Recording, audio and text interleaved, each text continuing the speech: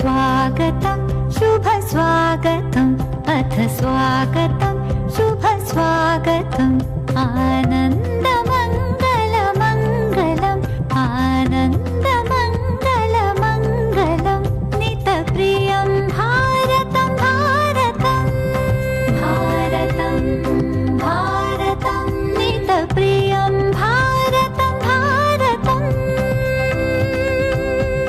स्वागतं शुभ स्वागतम् अथ स्वागतं शुभ स्वागतम्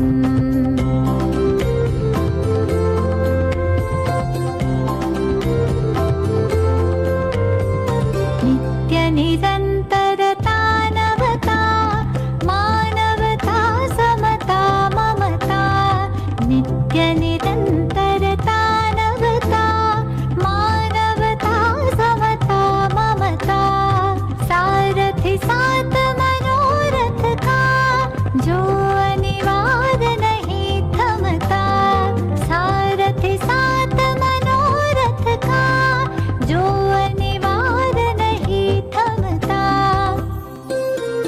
संकल्प अविजित अभिमतं संकल्प अविजित अभिमतम् आनन्दमङ्गलमङ्गलम् आनन्दमङ्गलमङ्गलं नितप्रियं भारतं भारतं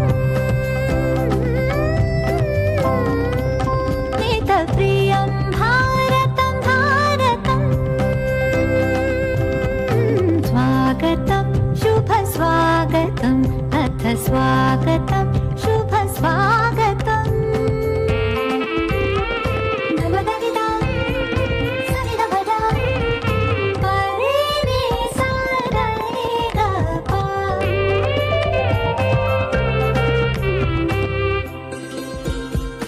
कुसुमितनय कामनाय सुरभितनय साधनाय कुसुमितनय कामनाय सुरभितनय साधनाय मैत्रीमति क्रीडांगन में प्रमुदित बंधु भावनाय मैत्रीमति क्रीडांगन में प्रमुदित बंधु शाश्वत सुविकसित इति शुभम् शाश्वत सुविकसित इति शुभम् आनन्दमङ्गलमङ्गलम् आनन्दमङ्गलमङ्गलं नितप्रियं भारतं भारतं भारतं भारतं नितप्रियं भारतं भारतं भारतं स्वागतं शुभ स्वागतम् अथ स्वागतं शुभ स्वागतम् आनन्दमङ्गलमङ्गलं नितप्रियं भारतं भारतं भारतं भारतं नितप्रियं भारतं भारतं स्वागतं शुभ स्वागतम् अथ स्वागतं शुभ स्वागतम् स्वागतं शुभ स्वागतम्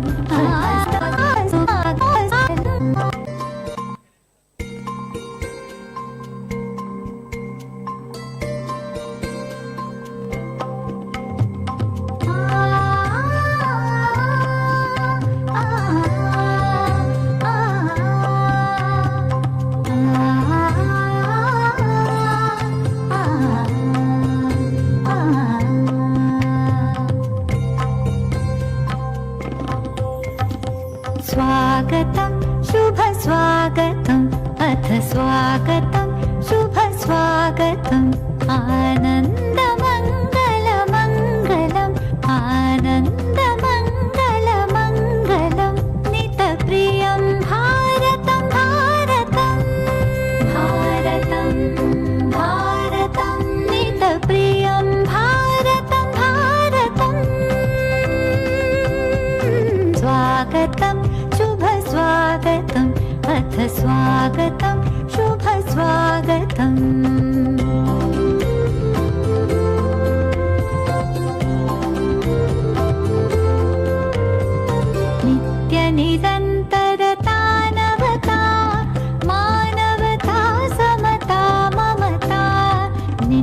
निरन्तरता नवता मानवता समता ममता सारथि साथ मनोरथ का जो अनिवार्य नहीं थमता सारथि साथ मनोरथ का जो अनिवार्य नहीं थमता संकल्प अविजित अभिमतं संकल्प अविजित अभिमतं आनन्दमङ्गलमङ्गलम् आनन्दमङ्गलमङ्गलं नितप्रियं भारतं भारतं नितप्रियं भारतं भारतं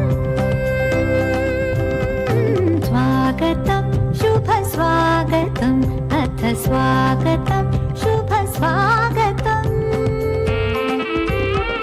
धमधनिदां सनिधपदां परेरे साररे गपा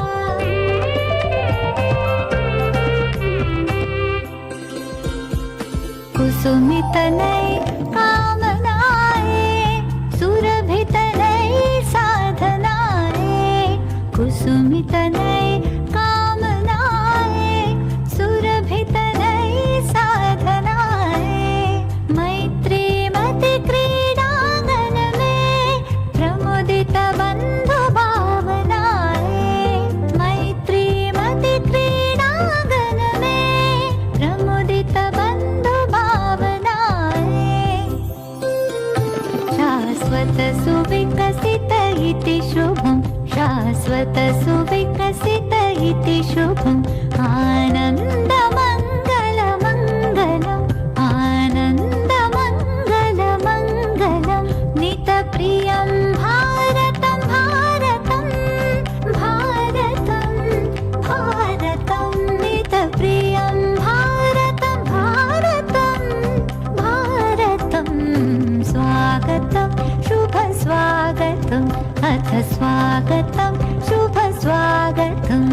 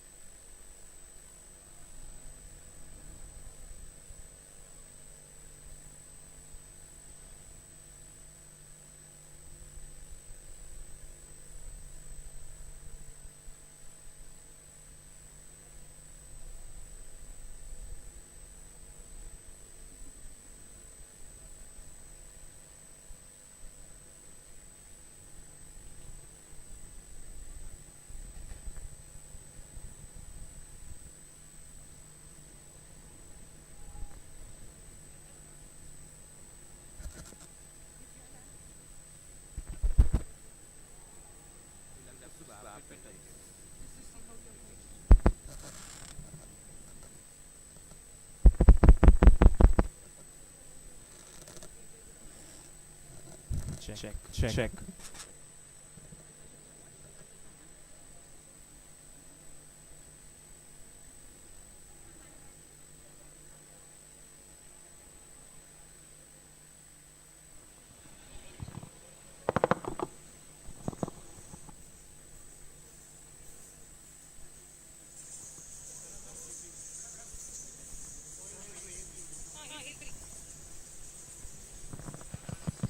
Hello.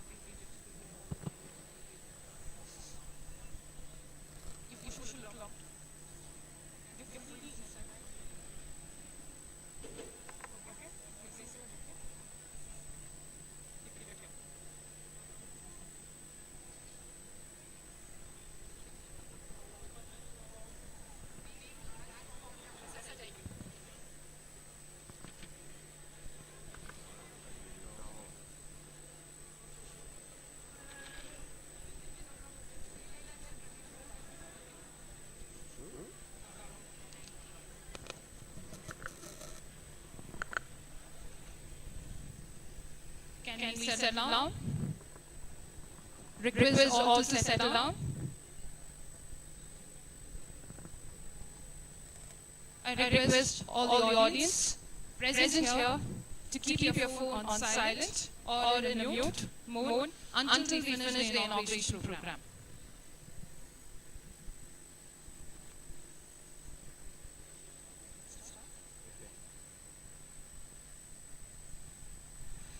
Before you are a leader, success is all about growing yourself. When you become a leader, success is all about growing others. Jack Welch.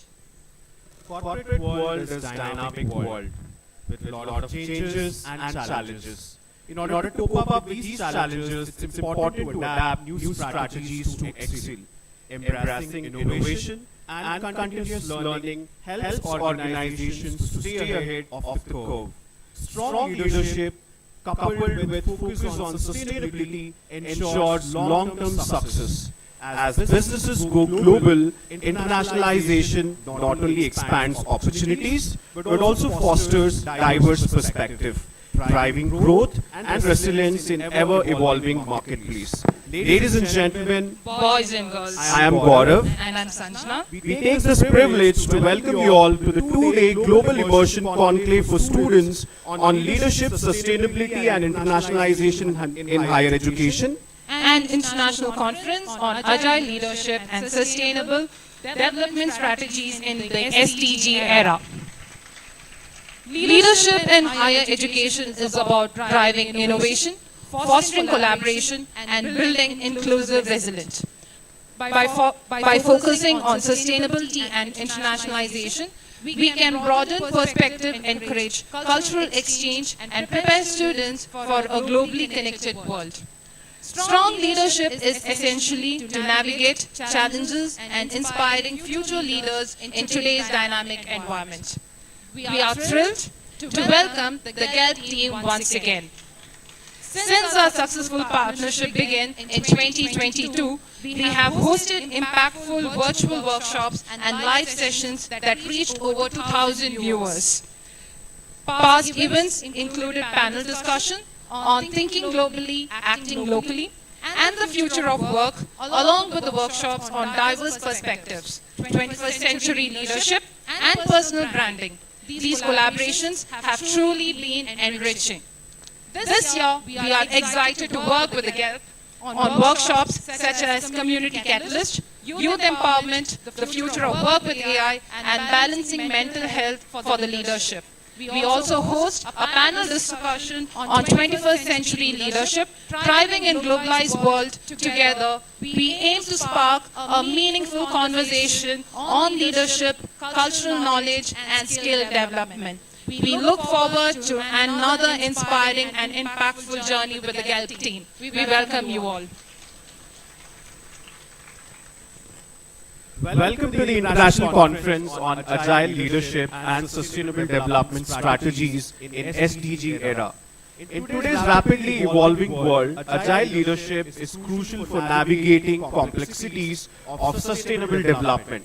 This conference brings together thought leaders, innovators, and practitioners to explore how flexible, adaptive leadership can drive progress towards United Nations Sustainable Development Goals. By embracing growth, agile, and sustainability, we can create lasting solutions to global challenges. Together, we aim to inspire transformative change for more equitable, sustainable future. Let us commence this program with an invocation dance. I call upon Ms. Navya to elaborate the dance form and its significance.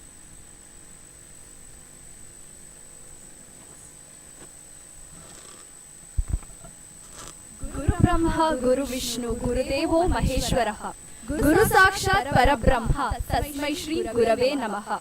This shloka refers to the Guru as none other than the Brahma, the creator, Vishnu, the sustainer, Shiva, the destroyer. The Guru creates, sustains knowledge and destroys ignorance. Today, as we embark this enriching international conference, we celebrate the unity and diversity of our heritage through art.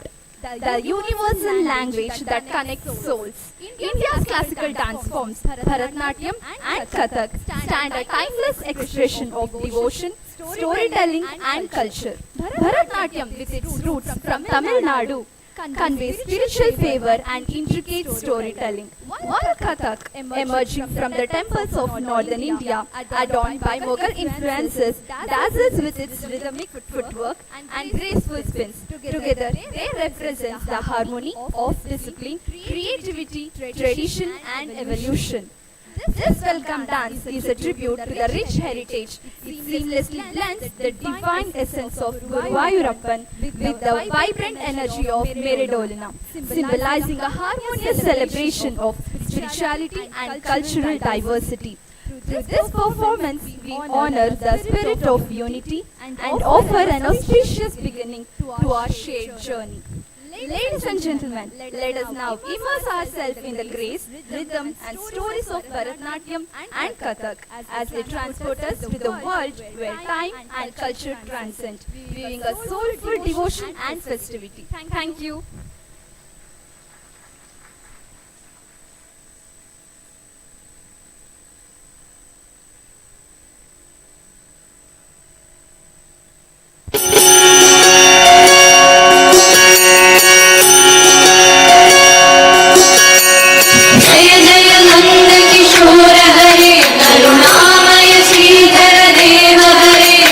Hari Muralidhar नाद हरे जगदीश्वर Parvati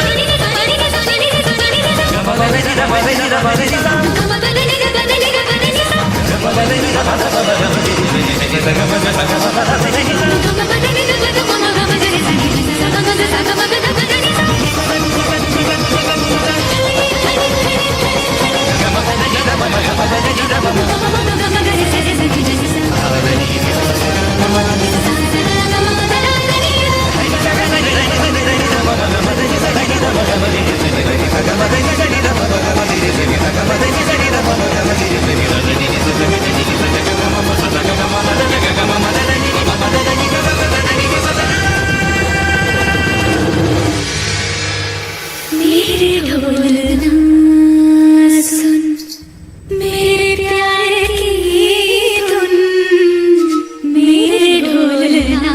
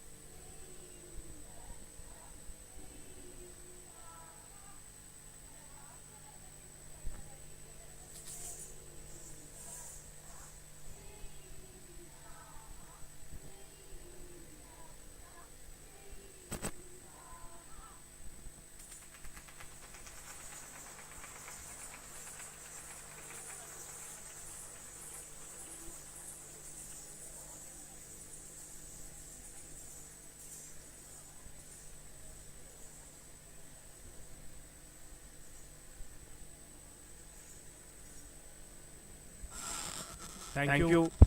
Thank you, Navya and team, for the performance, and also performers for aesthetically divine performance. We now have Gautami and team for the Sri Lankan traditional dance.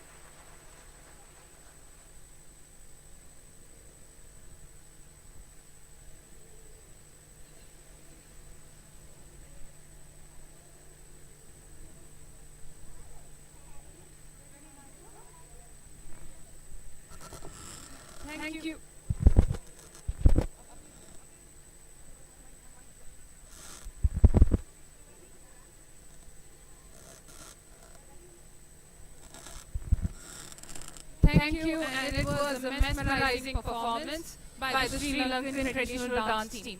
Now, may I request that the dignitaries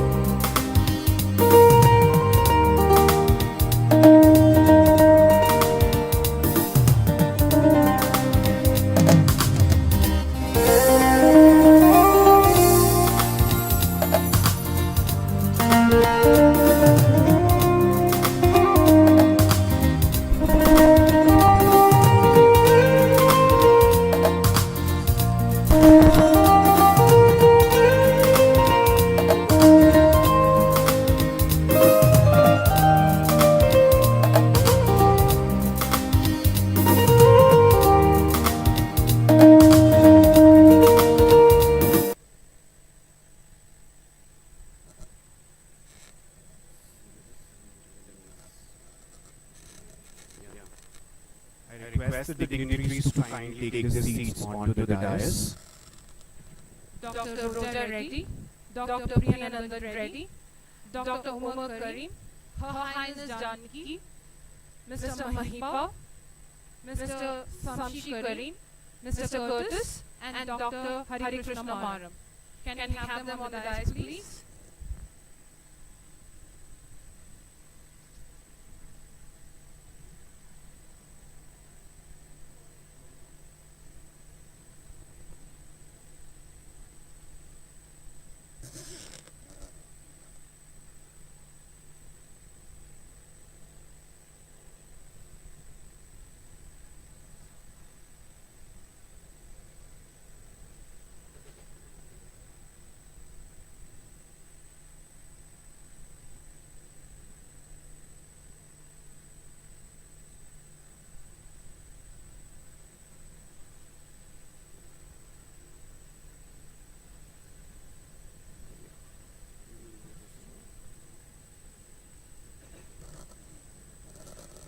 Light of the lights always looks on the motive, not the lead. The shadow of the shadows on the lead alone, symbolizing knowledge and purity. And at zenith, the serene aura around the lighted lamp represents the radiance of the soul. It dispels darkness, thereby spreads only positivity. Let us commence this auspicious occasion by lighting the lamp. I request the dignitaries to kindly do the honors by lighting the lamp. May I request the audience to kindly raise as a mark of reverence.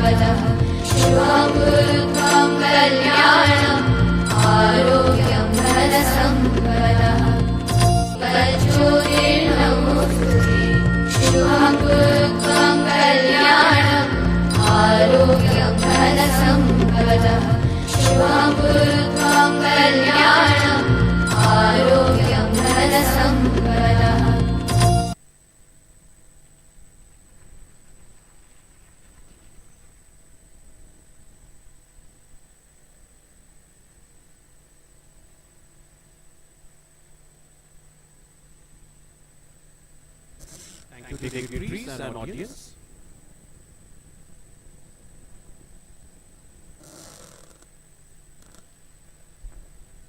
Dr. Roja Reddy is a proven leader at AIMS Institutes, known for her ability to develop creative solutions and lead effective teams. She holds a PhD in Business Administration from Jain University and an MBA in Human Resources and Marketing. With over 70 years of leadership at AIMS Institutes, Dr. Roja has made remarkable strides in curriculum development, staff training, admissions management, and building academic programs that drive impactful learning outcomes. Her vision has led to the development of the state-of-the-art campus in Chikballapur. Beyond academia, she is actively involved in social causes through a charity organization, needs and mentors aspiring leaders. Dr. Roja's journey has not been without challenges, but her resilience, vision and ability to transform obstacles into opportunities have established her as a true groundbreaker in leadership. Her focus on excellence and inclusivity continues to inspire those around her as she leads with purpose and passion to create a brighter future for education and society.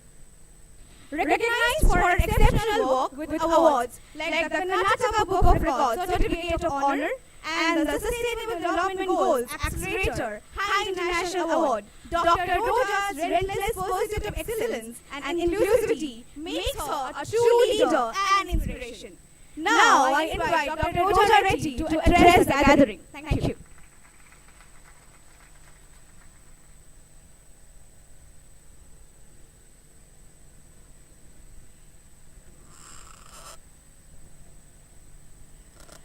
A very warm morning to all of you.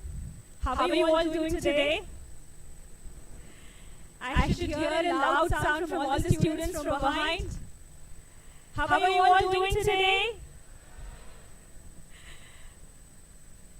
It is truly an honor and privilege to stand before you today as we gather for this transformative conference and multiple events that are going to happen in the next 5 days of this event.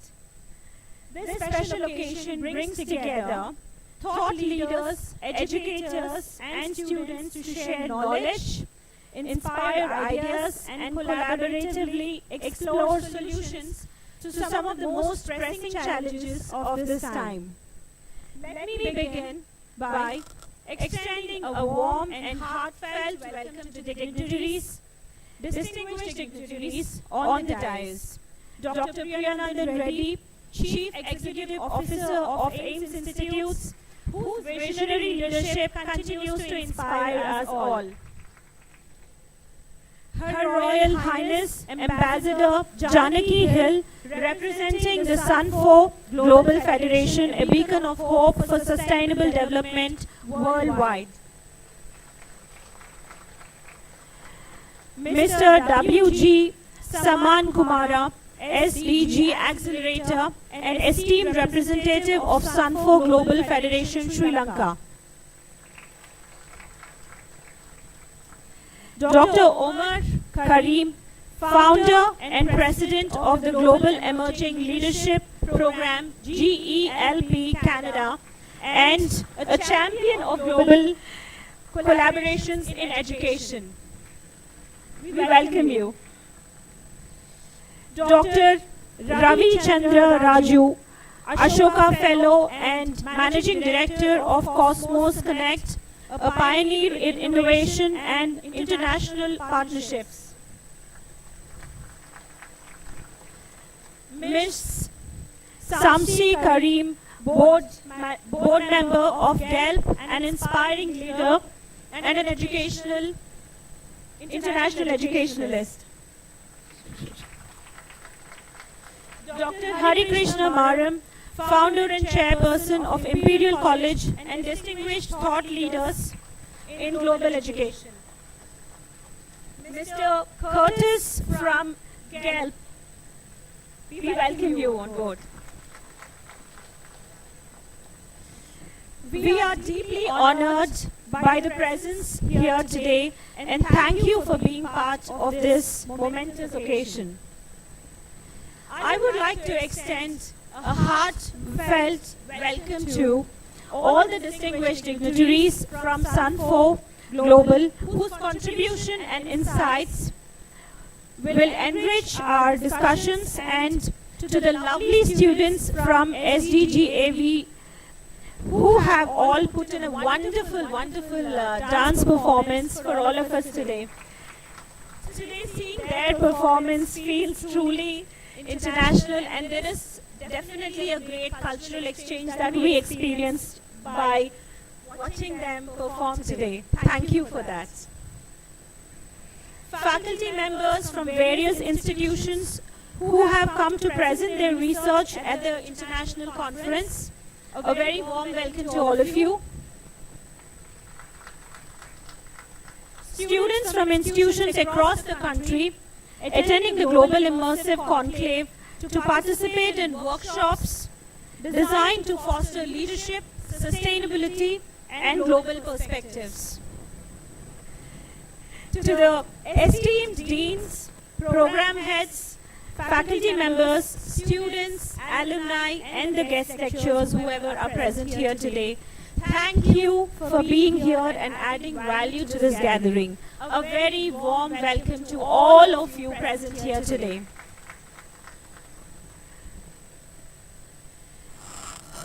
At AIMS Institutes, we have always believed in transformative power of education. Established in 1994 under the able leadership of the founder Kiran G. Reddy, who we are all absolutely thrilled to have been worked under her leadership, the AIMS Institutes has the motto of empowering minds. Our mission is both simple and profound: to nurture future leaders who thrive in an interconnected and ever-evolving world. By emphasizing experiential learning, global collaborations, innovation, we aim to empower our students to excel and make meaningful contribution, not only in their careers but also to society at large. The themes of the International Conference on Agile Leadership and Sustainability Development Strategies and the Global Immersion Conclave were carefully chosen to address the urgent needs for adaptive, future-focused leadership in the rapidly changing world.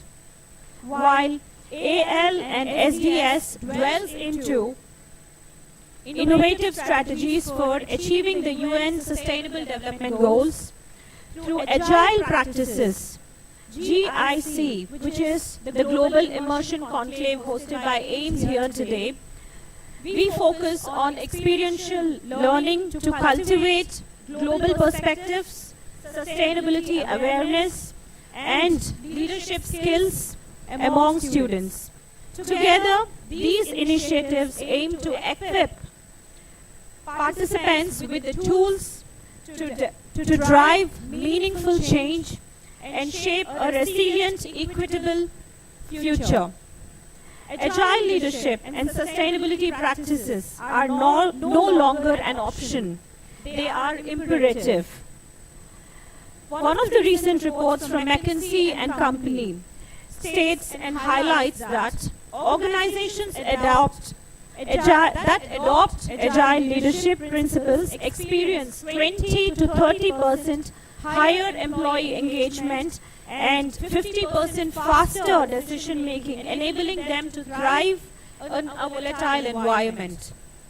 The United Nations estimated that achieving the SDGs by 2030 could add around $12 trillion to the global GDP annually and creating around 380 million jobs in sustainable industries. According to the World Bank, without urgent action in climate change, over 132 million people could be pushed into poverty by 2030. So this definitely gives us an understanding and the importance, urgent importance of us to work towards sustainable practices and sustainable businesses across the country and across the world. Leaders must prioritize sustainability to build resilience and equity in their businesses. In 2023, Deloitte study warns that organizations failing to adopt sustainable practices risk losing 20 to 25% of their market share within the next 5 years, as consumers and investors prioritize increasingly to align with environment, social and governance goals. These figures underscore the urgency of integrating agile leadership and the SDG framework into the policies, organizational strategies and educational curriculum. This is where AIMS Institutes proudly has been working since the last few months with the entire School of Business team, the School of Commerce and Finance, in ensuring that we develop a really knowledgeable conference, conclave and events which will ensure we address all these pressing issues today. Today we proudly inaugurate 3 remarkable programs.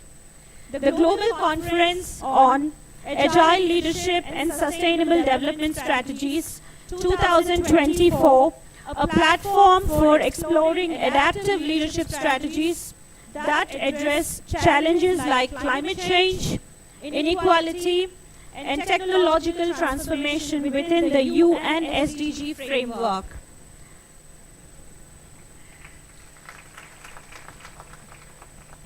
The second initiative from this thought has started, which is the Global Immersion Conclave, GIC, presented by AIMS in collaboration with GELP. An experiential learning initiative for students featuring workshops that develop leadership, sustainability, and global perspectives. We are also launching an FDP for a 5-day long faculty development program which involves the aspects of sustainability and agile leadership as a part 3 of this particular initiative too. The SUNF Global Federation's International Summit on SDG Agenda 2030, a gathering of global leaders dedicating to accelerating progress in the Sustainable Development Goal. Thank you. Thank you for your presence here. At AIMS Institutes, we don't just talk about sustainability, we live it. I am delighted to share that our new campus, the university campus that we are intending to launch by the next year in Chikbalapur, has been registered with the Indian Green Building Council, IGBC, and we are working relentlessly towards achieving the prestigious platinum rating for the institution. This is the initiative of Dr. Priyanandan Reddy and his keen interest in ensuring that we have locally sourced materials during the construction of the campus too, and also maintaining the ecological balance of the surroundings around the campus. We are also glad to share that the new campus facility is, maybe not say glad, but we are blessed to say that the new campus facility has around 3,000 acres of forest land adjacent to it, which allows our students to have amazing environment, which is truly interesting and special for being connected to the nature. This reflects our commitment to environmentally responsible and resource-efficient campuses. We also take pride in our AIMS Center of Sustainability, which promotes green practices as AIMS Entrepreneurship Excellence Center, which fosters innovation and startups. We are also happy to share that there are close to 170 businesses that are being started by our students who are right now doing extremely well in their area of interest, and this is thanks to the AIMS Entrepreneurship Excellence Center for all the mentoring and the dedication that the faculty have shown towards ensuring the students get the chance to really work towards their dreams and make it a reality. Through initiatives like the AIMS Center for Research and AIMS Center for Student Development, we continue to position AIMS as a hub of innovation and excellence. Thanks to JP Sir and the team for an amazing work towards the research, and also the team from AIMS Center for Student Development, which is led by Dr. Anuradha. Today's event would not have been possible without the tireless efforts of many individuals. A heartfelt thank you to the organizing committee and appreciation to the entire members of the committee of AIMS Institutes for their exceptional dedication and hard work. To the GELP team and our distinguished guests from the SUNF Global Sri Lanka, thank you for inspiring our students through leadership programs, FDPs and conclaves. To our deans, program heads, faculty members, staff, your relentless efforts shape the very foundation of this institution. And a special mention to all the members, and definitely I will have to specially recognize the efforts put in by the Dean, Dr. Hemant and Dr. Kalpana, Dr. Sanjana, and the entire organizing team that we have here for their efforts and amazing work since the last couple of months. Finally, our students and alumni, our beloved AIMers, you are the heart and soul of AIMS Institutes. Your energy and passion fuels our mission to empower minds and create better worlds. And what must I say? Whatever we do as an institution is all to ensure that you have the experience, the knowledge, the know-how, and the ability to really become the sensitive, sensible, and empowering leaders of the future and lead our country and also the world to an amazing growth path, which is not always just about profits, but about being socially impactful and doing really sustainable, relevant practices within your businesses. I really would want to hear from all of you that you would, through this conference, ensure that you have a great learning and implement this in your future practices. Can I hear a yes? A loud yes from all of you. Sustainable aimers? Can I hear you're going to be the sustainable, agile leaders of the world? A special welcome to Dr. Shiv Kumar sir from the PIA Industries Association, who has been a wonderful, wonderful collaborator in terms of giving us, the AIMS Institutes, an opportunity to really work towards and work for the industry during our collaboration. And we look forward to the next few years on how we could really do some kind of meaningful impact for industries, alongside our students having great learning in this process. As we embark on this remarkable journey over the next few days, I encourage all participants to actively engage in discussions, workshops, the conference, and the technical presentations. Let us use this platform to exchange ideas, forge collaborations, and create actionable solutions. Once again, welcome to AIMS Institutes. Let us make this event a milestone in our shared journey towards leadership, sustainability, and global progress. Thank you, and I wish you all enriching, empowering, and an exciting experience during this next 5 days of the deliberations. Thank you again.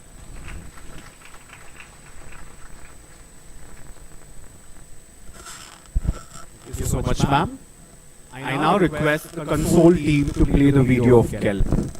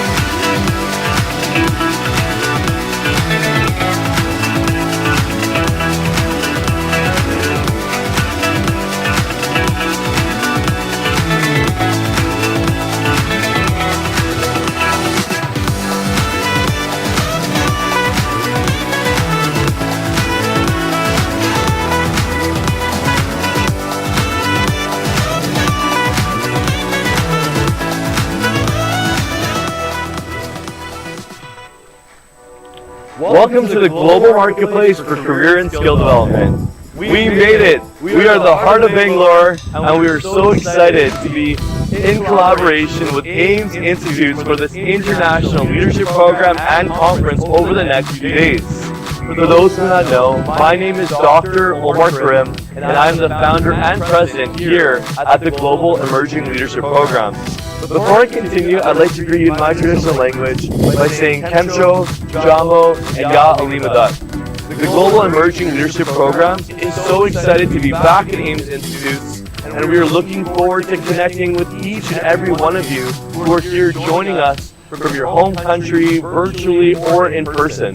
Today is a day where we're going to engage in meaningful and insightful discussions during our panel discussion around the 21st century leadership, to workshops around AI and the future of work, or looking at the balancing act of effective leadership. So we'll have many different topics that you will participate within and engage in. And so we encourage you to share your reflections, share your experiences, and share your journey with us. In addition, the Global Emerging Leadership Programs will also like to make a few announcements. The first announcement is you're going to hear from Kayla, our Global Campus Chapters Coordinator, very shortly about a new app. It's called the GELP School app. This application is your one-stop shop to engage with members and other students and faculty and staff in other countries and learning from each other, engaging in the community forums, finding about different events around skill building and career building opportunities. In addition, we are so excited to be at Ames Institutes over the next few days, as we will be also signing an official GELP campus chapter with Ames Institutes. On that note, we hope you enjoy the program over the next 2 days. Thank you so much for your leadership, time, and support. And please enjoy the rest of the program. Thank you so much. Thank you, Dr. Omar Karim, for starting us off in a good way. Hi everyone, my name is Kayla Passmore, and it is my pleasure to introduce you to the GELP School app, your one-stop shop for leadership, collaboration, and global impact. The GELP School app aims to foster a sense of belonging by connecting leaders globally. This app is packed with features to support your growth, from career and skill development tools like resume and cover letter building, and LinkedIn profile optimization to connect with GELP students and faculty across the globe. Learn about our upcoming programs and initiatives, including a leadership camp in Canada and in Dubai. Whether it's accessing resources, staying updated on upcoming projects, earning digital badges for your accomplishments, or preparing the next step in your journey, the GELP School app has it all. And the best part, future opportunities for career coaching and personalized mentorship will be just a tap away. Download the GELP School app now on the App or Google Play Store. A desktop version is also available. We look forward to connecting with you shortly. Thank you, and enjoy your leadership program today.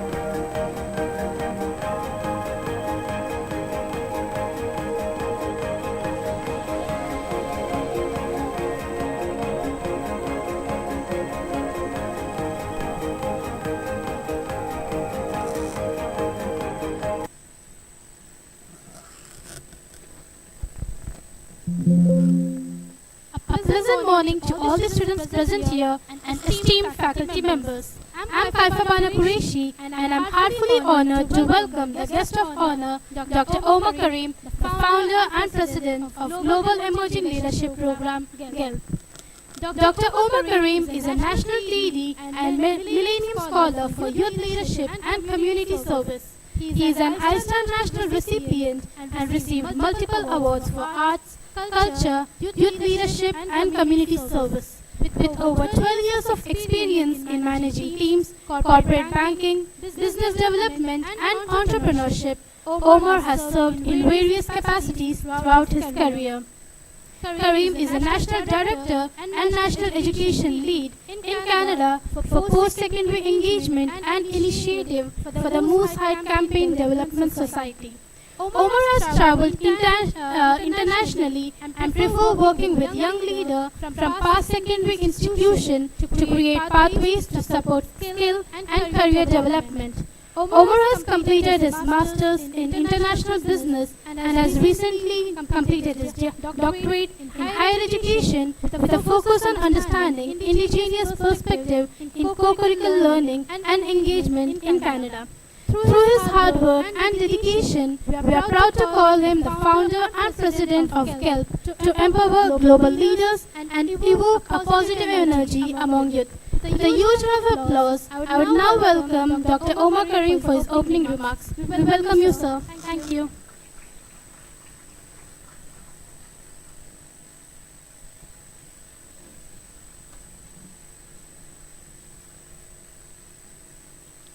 Hello everyone, how are you doing today?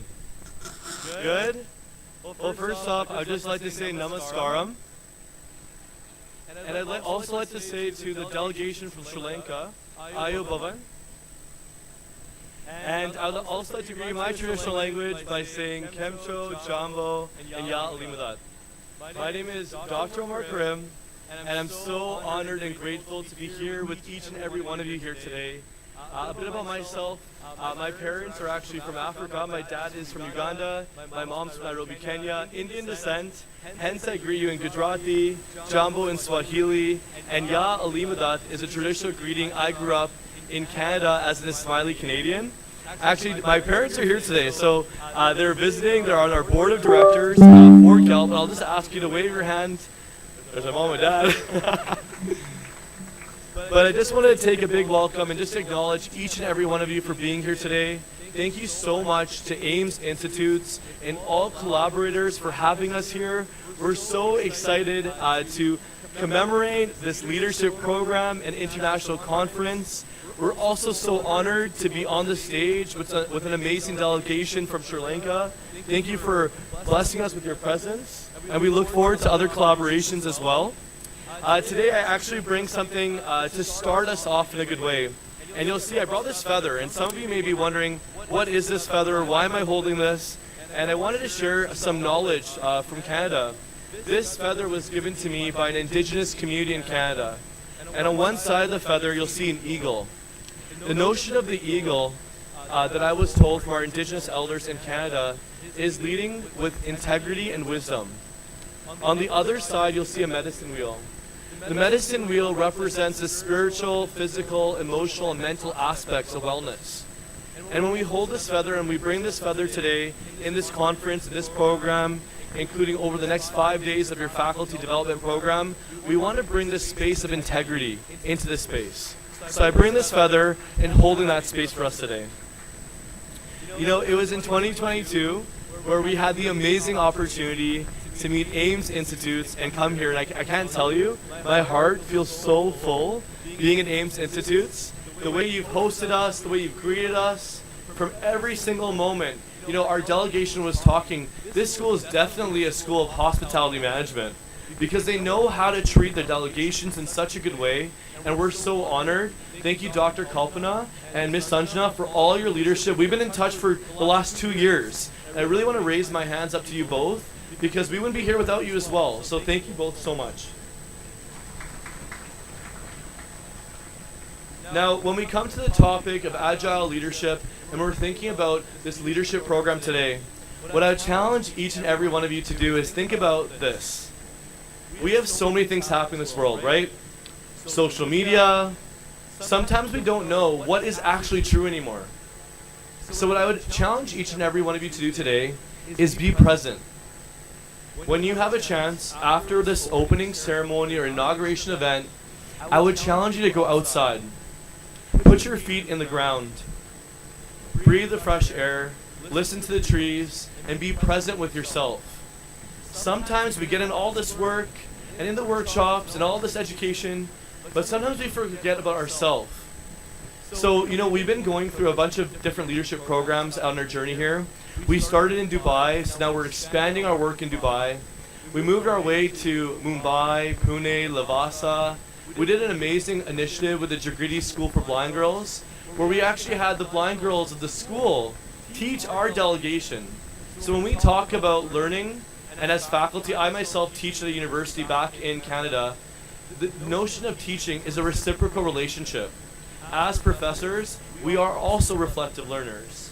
So when you as students or delegates are coming to this program today, please note, we're also learning from you and your lived experiences. Your lived experiences are important and it matters. And so we're excited to have that relationship, and feel free to talk to any member of our GELP delegation or any member here and have a conversation with us.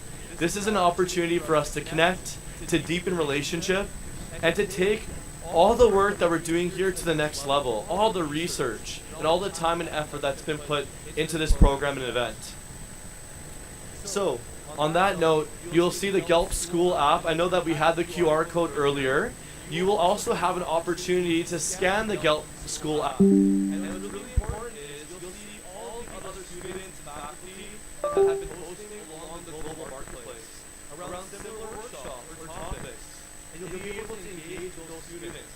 We're also offering prizes. So at the closing events at each day, we'll also have prizes for people who post on the GELP School app. So be sure to download the app and post on the app. And it's an opportunity for you to connect with students in different countries around the world and to connect to build your journey of career and skill development. In addition, you know, GELP and Ames Institutes now has such a meaningful relationship. At Ames, we're so honored that we have virtual summit winners. And for those who may not know or who are watching on our virtual audience today, I want to acknowledge the folks that are watching virtually.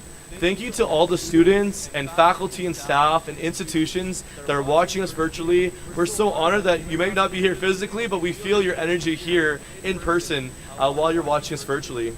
But the Virtual Summit is an annual initiative we have. AIMS Institutes is a huge partner with the Global Emerging Leadership Programs. This past year, we had 15,000 students from 25 countries that participated all across the world. And in that event, we've heard some from the MCs, some of the topics about the journey of a reflective learner in a globalized world, to the AI, future of work. And in this virtual summit, we have reflections that students provide. And I'm really proud today that today at the closing ceremony, we have a student at AIMS Institutes who has won one of the Reflective Leadership Awards from this Global Virtual Summit. And we'll announce the name at the closing, okay? So let's just give a big round of applause for AIMS. That's a big deal that one of your students, out of 15,000 students that participated, won a global award, and we'll be presenting that today at the International Leadership Program. On that note, I just want to take the opportunity to thank each and every one of you. Thank you for your time. Thank you for your leadership. And one of the students actually at one of the previous conferences asked me, they said, what's our first step in to take a step forward to become a global leader? And I thought to myself, what is the biggest recommendation I could share with those watching virtually or also in person? And I think about this medicine wheel. I think sometimes we forget about our own wellness. And it's really important to think about from a mental perspective, a physical perspective, an emotional perspective, a social perspective. What are things that we can be doing to challenge ourselves to take ourselves to that next level? So I would challenge you throughout this program, after this program is completed, the journey of that learning doesn't end. Think about what you can do for yourself from an intellectual perspective, from a social perspective, from a physical perspective, and maybe whatever it means to you from a spiritual perspective. So on that note, I'm going to wrap up my remarks over here, and I'd like to now take a moment to acknowledge AIMS Institutes. We have a tradition here every time we come to AIMS Institutes. It's so important for GELP to recognize the leadership here, but also provide a hosting plaque in terms of honoring the institution and all the members who are sitting with us on stage today. So I would like to ask all members of our delegation to please rise as we provide a hosting plaque to you. And I'd like to also invite Dr. Kalpana and Ms. Sanjana to the stage in honoring of the hosting plaque. So again, a big thank you to Dr. Roja Reddy. Thank you again for your opening remarks. Thank you, Priyanandan Reddy, for everything you've done. I know we've been in touch for a while now, and we wouldn't be here without you as well, and everyone on the stage as well too. And Hemant Kumar, perfect. The Dean of the School of Business, thank you as well. Please come onto the stage as well with us, and including all the delegations in our officiating ceremony in hosting this International Leadership Program at the 2024 Global Marketplace for Career and Skill Development. Thank you.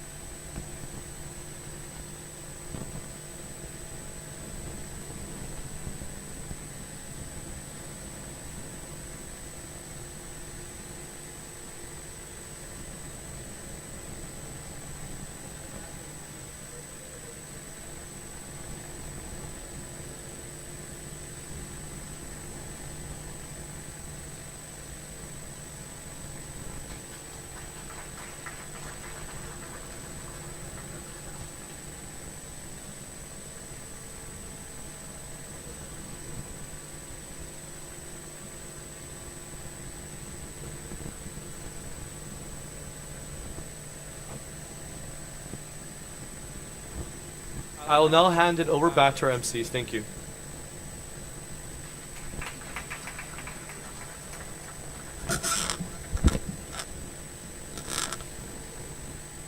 Thank you, Dr. Kareem, I'm so sorry, for your inspiring words and vision for global leadership.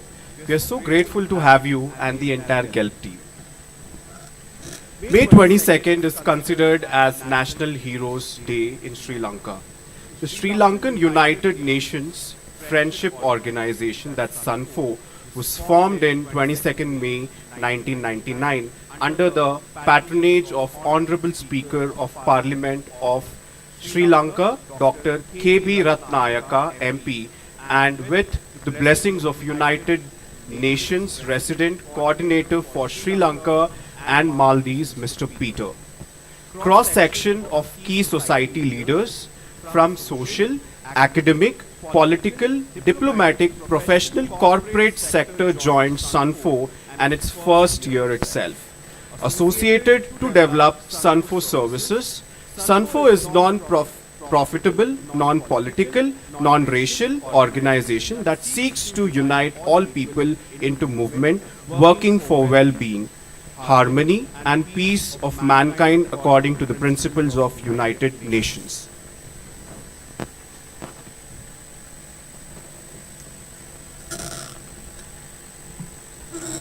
Mr. Mahipa Dahab is a distinguished supportive fellow with International Life SF SUNFO status, a graduate of the prestigious General Sir John Kotela Wala Defence University in Sri Lanka. He has established himself as a prominent leader in global initiative, serving as the G20 corporate ambassador for the Russian Federation. He has actively contributed to fostering international cooperation. Mr. Mahipa also leads the SUNFO delegation of innovation, specializing in SDG-focused science and robotics. His dedication to sustainable development and technological innovation amplifies his commitment to advancing global progress. We are honored to welcome Mr. Mahipa Daham to our event. I now call upon Mr. Mahipa Daham to address the gathering.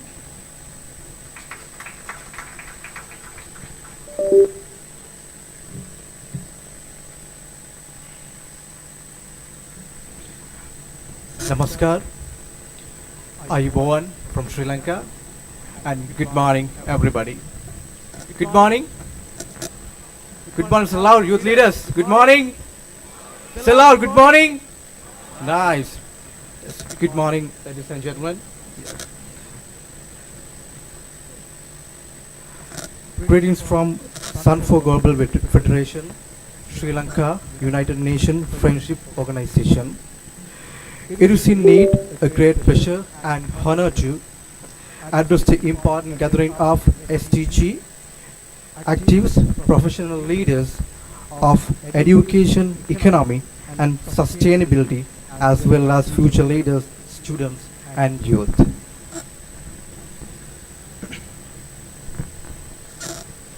Today, it starts off Global Immersion Conclave for students on leadership, sustainability and internationalization in higher education, jointly organized by the Global Emerging Leadership Programs Canada and SUNFO Corporate Partner Lady.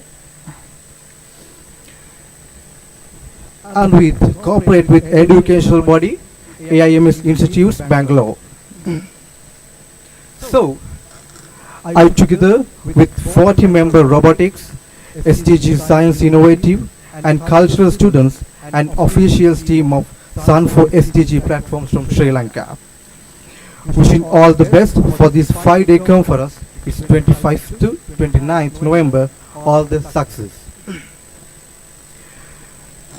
And I make this chance to wish my students, those who are witnessed today, the Mechathon 2024 India, the Robotics and Science Innovation Exhibition in yesterday night. So give them a big clap for the winners in yesterday night, for the Sri Lankan students. Thank you so much.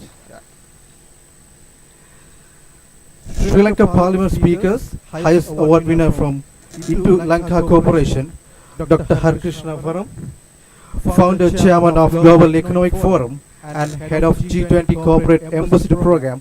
herewith is us, and we appreciate very much Your Excellency's continuous guidance, support, and commitments for global diplomacy and inter-Lanka cooperation. I also serve as the G20 Corporate Ambassador for Russia with your organization, and I'm grateful to thank you for giving these opportunities for the youth. Thank you so much.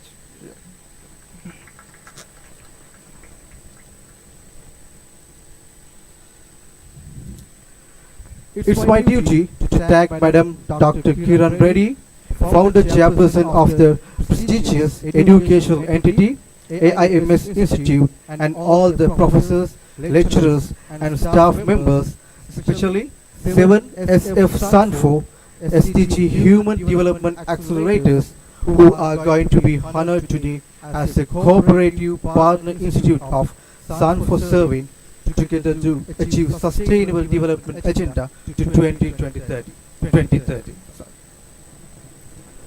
As agreed by 195 all-world leaders of UN member nations. Parallel to SDG 7th anniversary, almost 2 years before, AIMS Institute, commissioned as a corporate partner institute for sustainable development, and today honoring for your highest achievements of SDG mainly focus in quality education along with all other goals as well. Congratulations, world's first HCG Children's Parliament was declared in 2019 and duly formed in Sri Lanka in 2020. Today, we wish to appeal AIMS Institute to form a model parliament from the interested children aged 15 to 18 with a speaker, prime minister, and alternative 17 ministers. We wish to invite those children who visit Sri Lanka Parliament in the future and meet not only Sustainable Development Children Parliament Sri Lanka members but also education ministers and other lawmakers in the Sri Lanka Parliament. Hopefully, that would be the first SDG Children Parliament in the Republic of India. We hope to see that progressive step before the next year Sustainable Development Goals 10th anniversary. SUNF is a non-political, non-racial, and non-sectarian organization inaugurated on 22nd May 1999 under the patron of the Honorable Speaker of the Parliament of Sri Lanka and with the blessings of the United Nations Resident Coordinator. SUNF actively led Millennium Development Goals campaign in Sri Lanka and part of the campaign in whole world as GCAP, World Mobilization Task Force member. Now, SUNF supports the United Nations Sustainable Development Goal Agenda 2030 in the world level. During past 25 years, over 1 million joined SUNF delegations, active projects, mobilizations, and events. Now, SUNF Global Federation serves as the umbrella body of the SUNF members and partners worldwide in all 7 continents across the globe. SUNF has built together with youth leaders, South Asia, Sri Lanka only Mahatma Gandhi statue of non-violence with their religious peace and harmony, symbolizing all 11 world major religions at Lonavar, Moratuwa, Sri Lanka.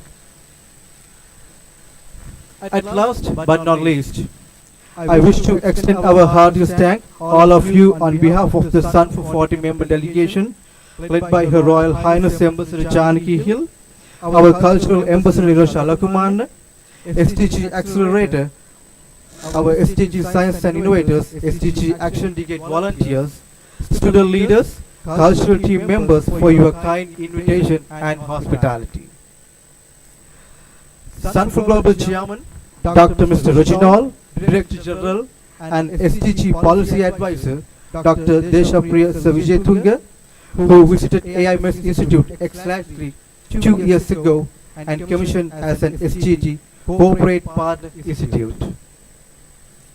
Today, the conference starting with the Global Emerging Leadership Program Canada will be a great initiative as well as invaluable experience to all participants. But we are, as per the planned travel program, we are unfortunately parts with the program, so we have to travel today evening back to Sri Lanka. And I need to congratulations for STG still former members envoy of STG Children Parliament for AIMS declared today. They will be formally recognized on 1st of December in the Colombo Sustainable Development Assembly, and certificates will be sent to you in the next week. So thank you very much for your hospitality and the invitation for us and the AIMS institutions and our delegations from the Canada, all the chief guests from the Canada, the panel speakers, and wishing you all the youth leaders during these various camp who get more knowledge, more experience as the global leaders. Thank you so much.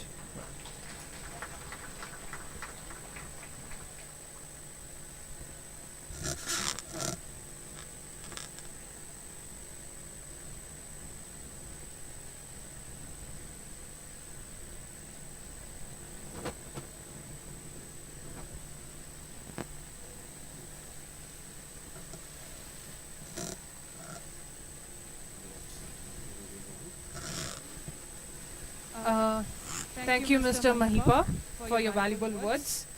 We now have a video on introduction of Children Parliament for Sustainability by the AIMS Institute.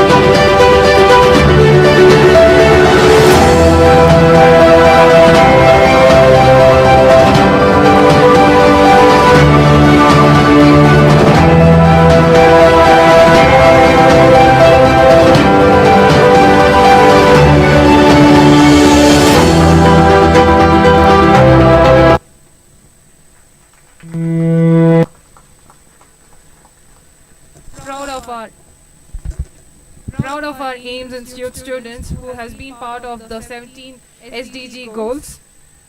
Moving forward, ladies and gentlemen, it's now to recognize and celebrate exceptional contribution to leadership and sustainable development. The SUNF Global Federation Awards honor outstanding individuals and organizations for their impactful work and commitment to creating a better world. To present Achiever Corporate Partnership High International Award of SUNF on Quality Education, I call upon Her Royal Highness Ambassador Janaki Hill onto the stage. Mr. Mahipa and Ambassador Dilini Narosha.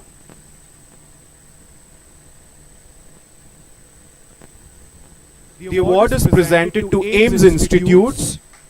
I request Dr. Priyanandan Reddy and Dr. Roja Reddy along with our student representatives to receive the award.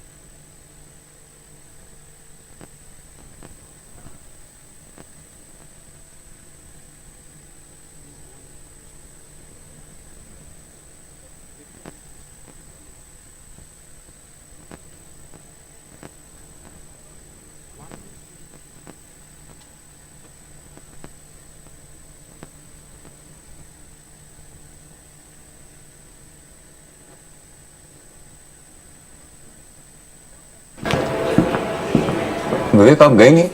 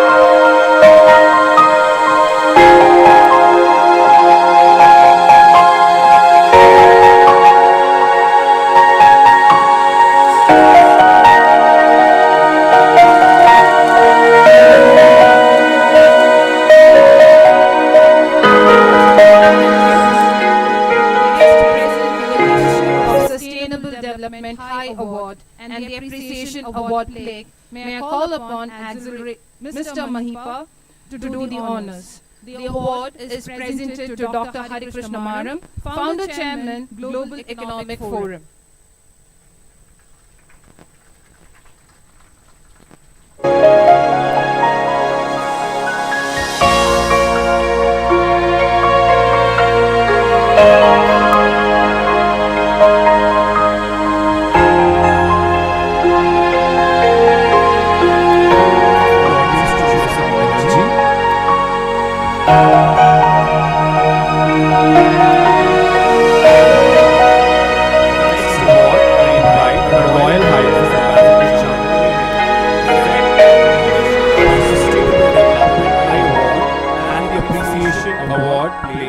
This recognition is awarded to Dr. Kiran Reddy, Sustainable Diplomacy Governor and Founding Chairman of AIMS Institutes,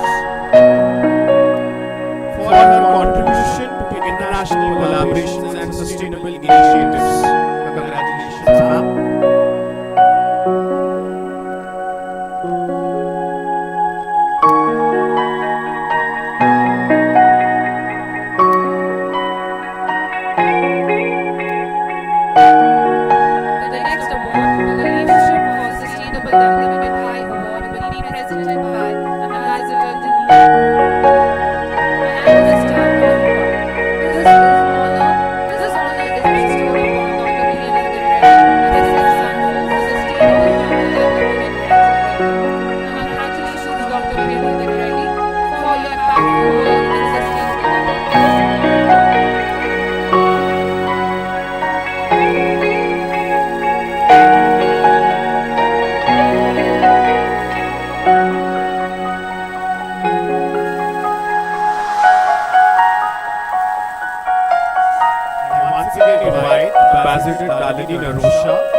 To present the next award. The Leadership for Sustainable Development High Award is presented to Dr. Roja Reddy, SUNF Sustainable Human Development Accelerator. Congratulations, Dr. Roja Reddy.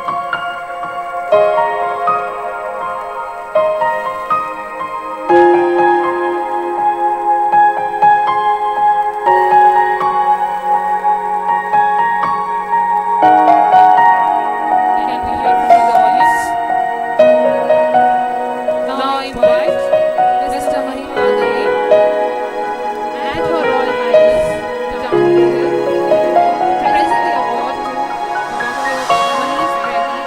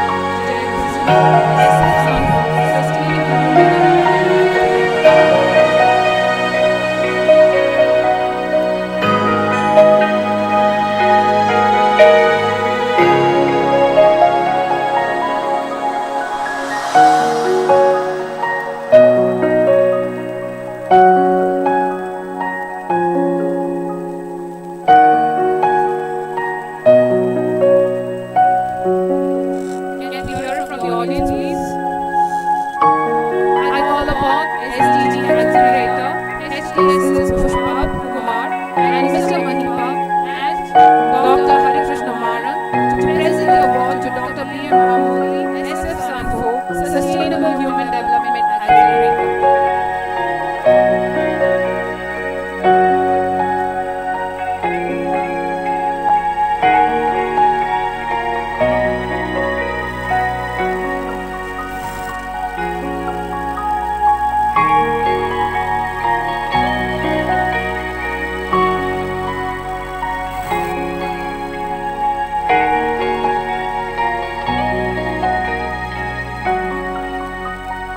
Next, I invite SDG Accelerator Pushpa Kumara to present the award. The award is presented to Professor Lee H. Deepa, SUNF Sustainable Human Development Accelerator.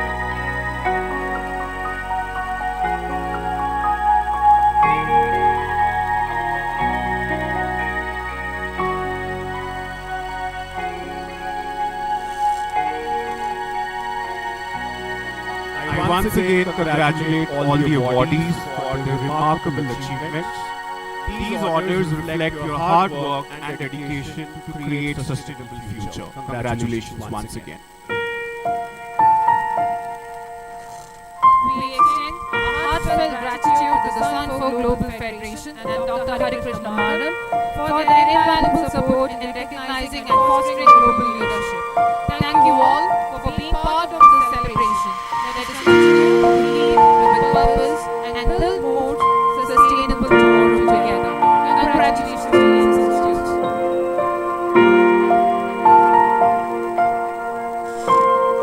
We are deeply honored to have such esteemed dignitaries gracing this occasion with presence. As a token of appreciation, we would like to recognize and honor our distinguished guests for their invaluable contributions and support. I now request Dr. Roja Reddy to give away a token of appreciation. I also request Her Royal Highness President Janaki Hill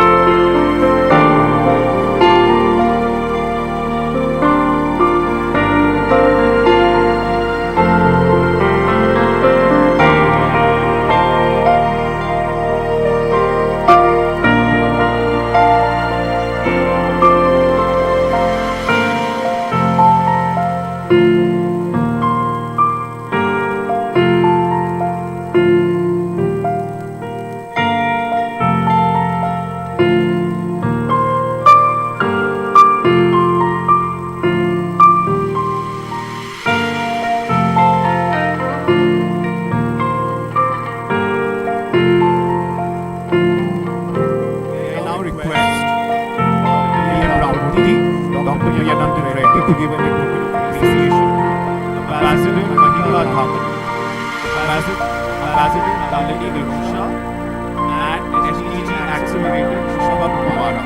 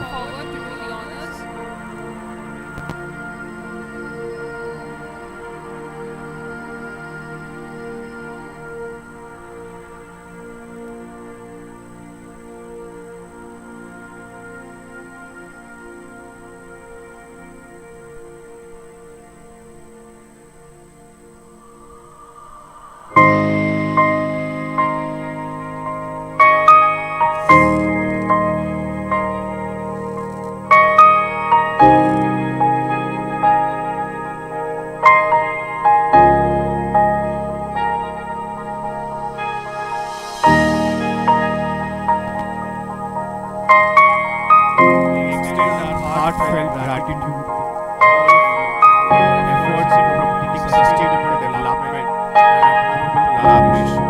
Your presence here today inspires us to continue striving for excellence in ecological leadership.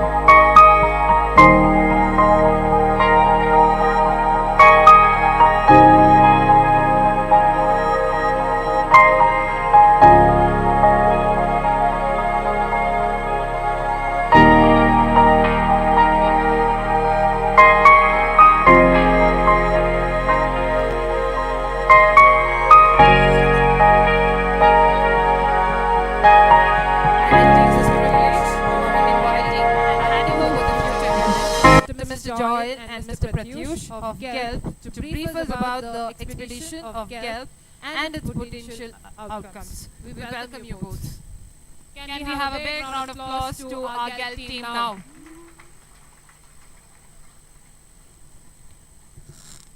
Thank you so much, Ms. Sanjana and Mr. Grav. We are so honored to be here today, to be back in Bangalore at AIMS Institute.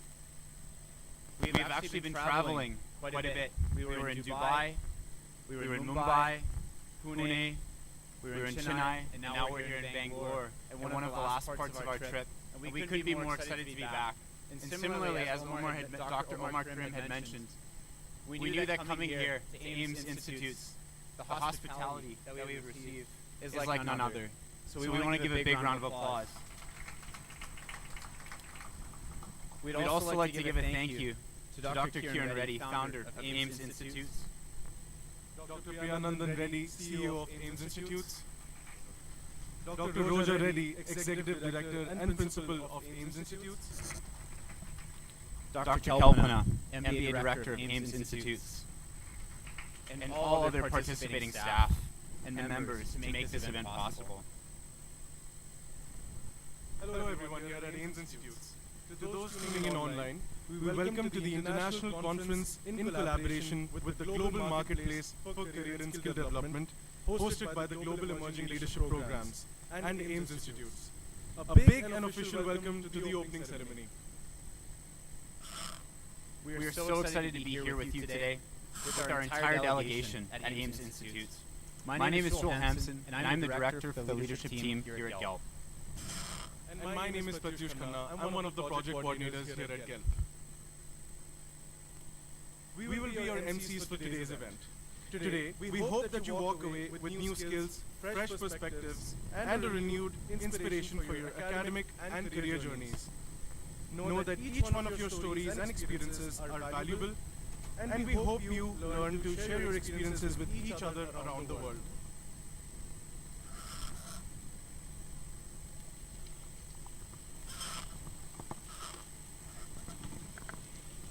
For those that are learning about the Global Emerging Leadership Programs for the first time, we'd love to share that with you.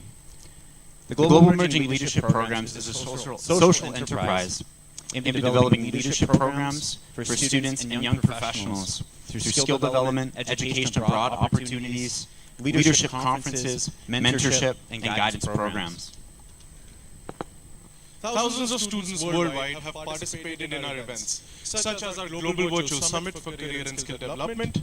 These events bring together industry and academic professionals who share their insights and expertise on a wide range of topics, including social issues, leadership experiences, current and future trends, and more.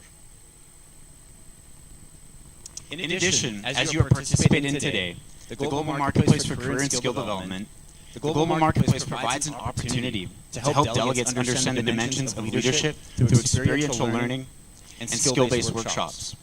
It is our vision that conferences will bring together leaders and start conversations to ignite a passion to share understandings and cross-cultural knowledge and skill development.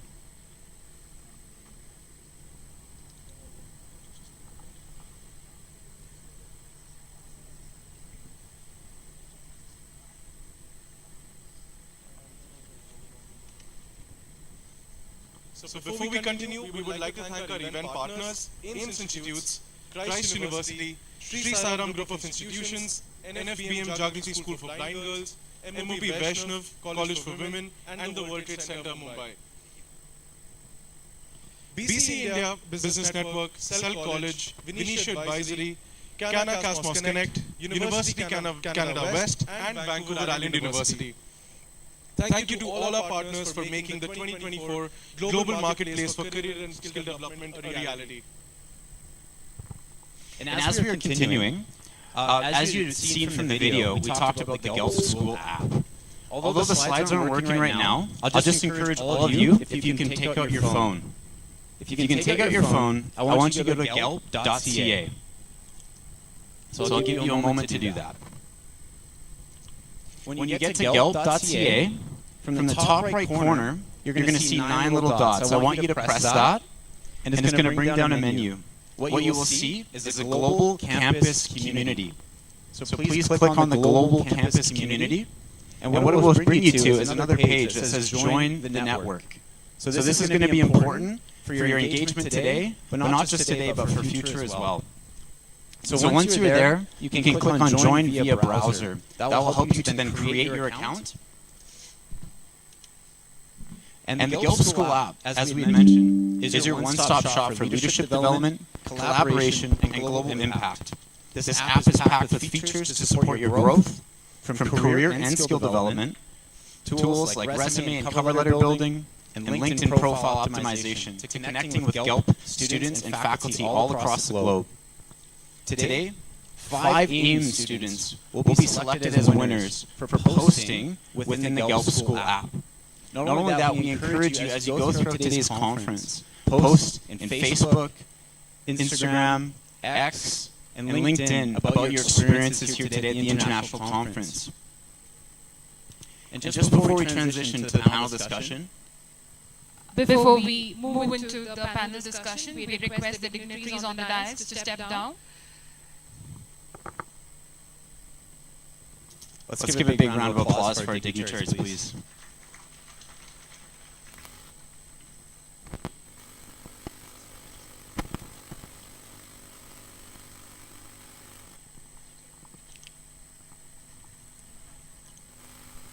We're now excited to be transitioning to our panel discussion portion of today.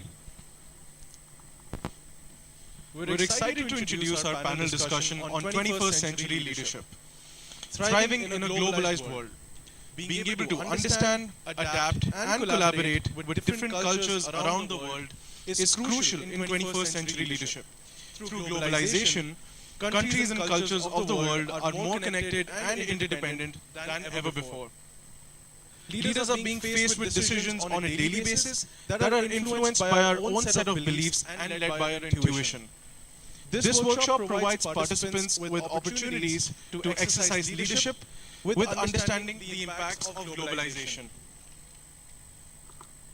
We'll just give a moment to make sure that we can get the stage set up for our panelists.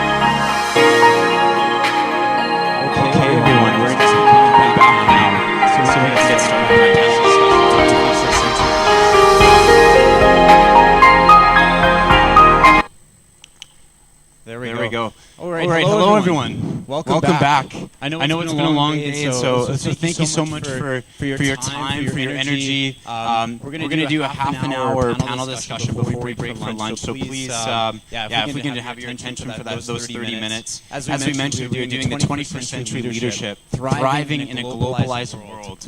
What we're going to do is we're going to welcome our panelists to the stage, and we will call your name one by one. And as we do, please just come forth. We'll do this quickly just to make sure we're saving time here. We'd please like to welcome our first panelist, Dr. Omar Karim, founder and president of GELP. Please welcome him to the stage. And now can you please welcome our second panelist, Dr. Srividya Moli, Director of International Partnerships, GELP, and a Human Resource Management faculty for Portland Polytechnic University.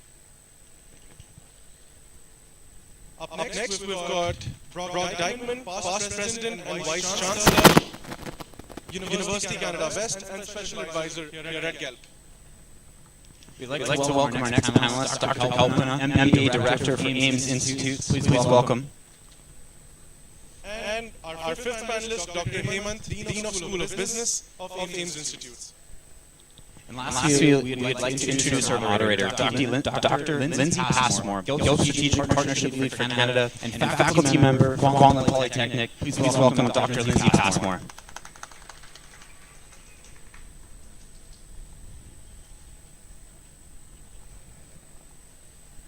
I'm going to start here, if that's okay.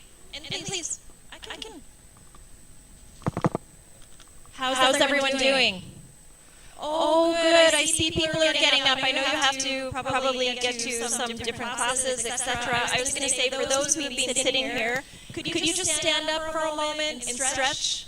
Let's get a little bit of, when you're sitting for a long time, you need a little bit of energy back. Oh, thank you. To the students in the audience, this is going to be a quick fire panel, meaning we're going to ask questions very quickly.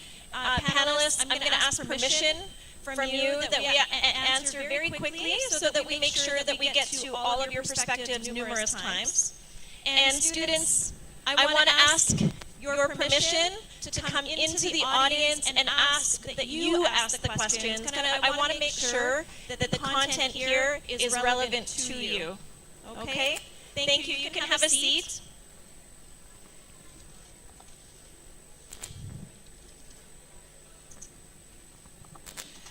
So good morning, I guess almost good afternoon. My name is Lindsay Passmore, and it really is a pleasure to be back at AIMS Institute. I was here 2 years ago, and AIMS was an absolute highlight of our tour. It was really spectacular. I know they've left now, the Sri Lankan delegates, the esteemed Sri Lankan delegates. It was wonderful to meet them as well, and amazing to bring different cross-cultural perspectives of India, Canada, and Sri Lanka. I just thought I'd quickly start off with one of my favorite quotes when we talk about leadership, and that is, there are almost as many definitions of leadership as there are those who have attempted to define it.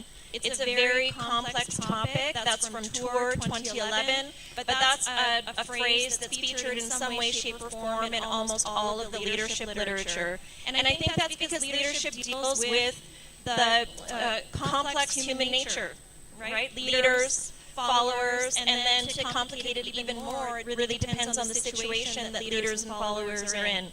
And that all the more makes it worthy of discussion, regular reflection, and I think as student leaders as well, just thinking about it in terms of being able to practice your leadership skills every single day, showing up as an everyday leader. So we have a distinguished panel here today that have a wealth of knowledge and experience in leadership. And so I'm going to start off the panel by asking the first question, and I'm going to ask that each panelist spend maybe maximum 45 seconds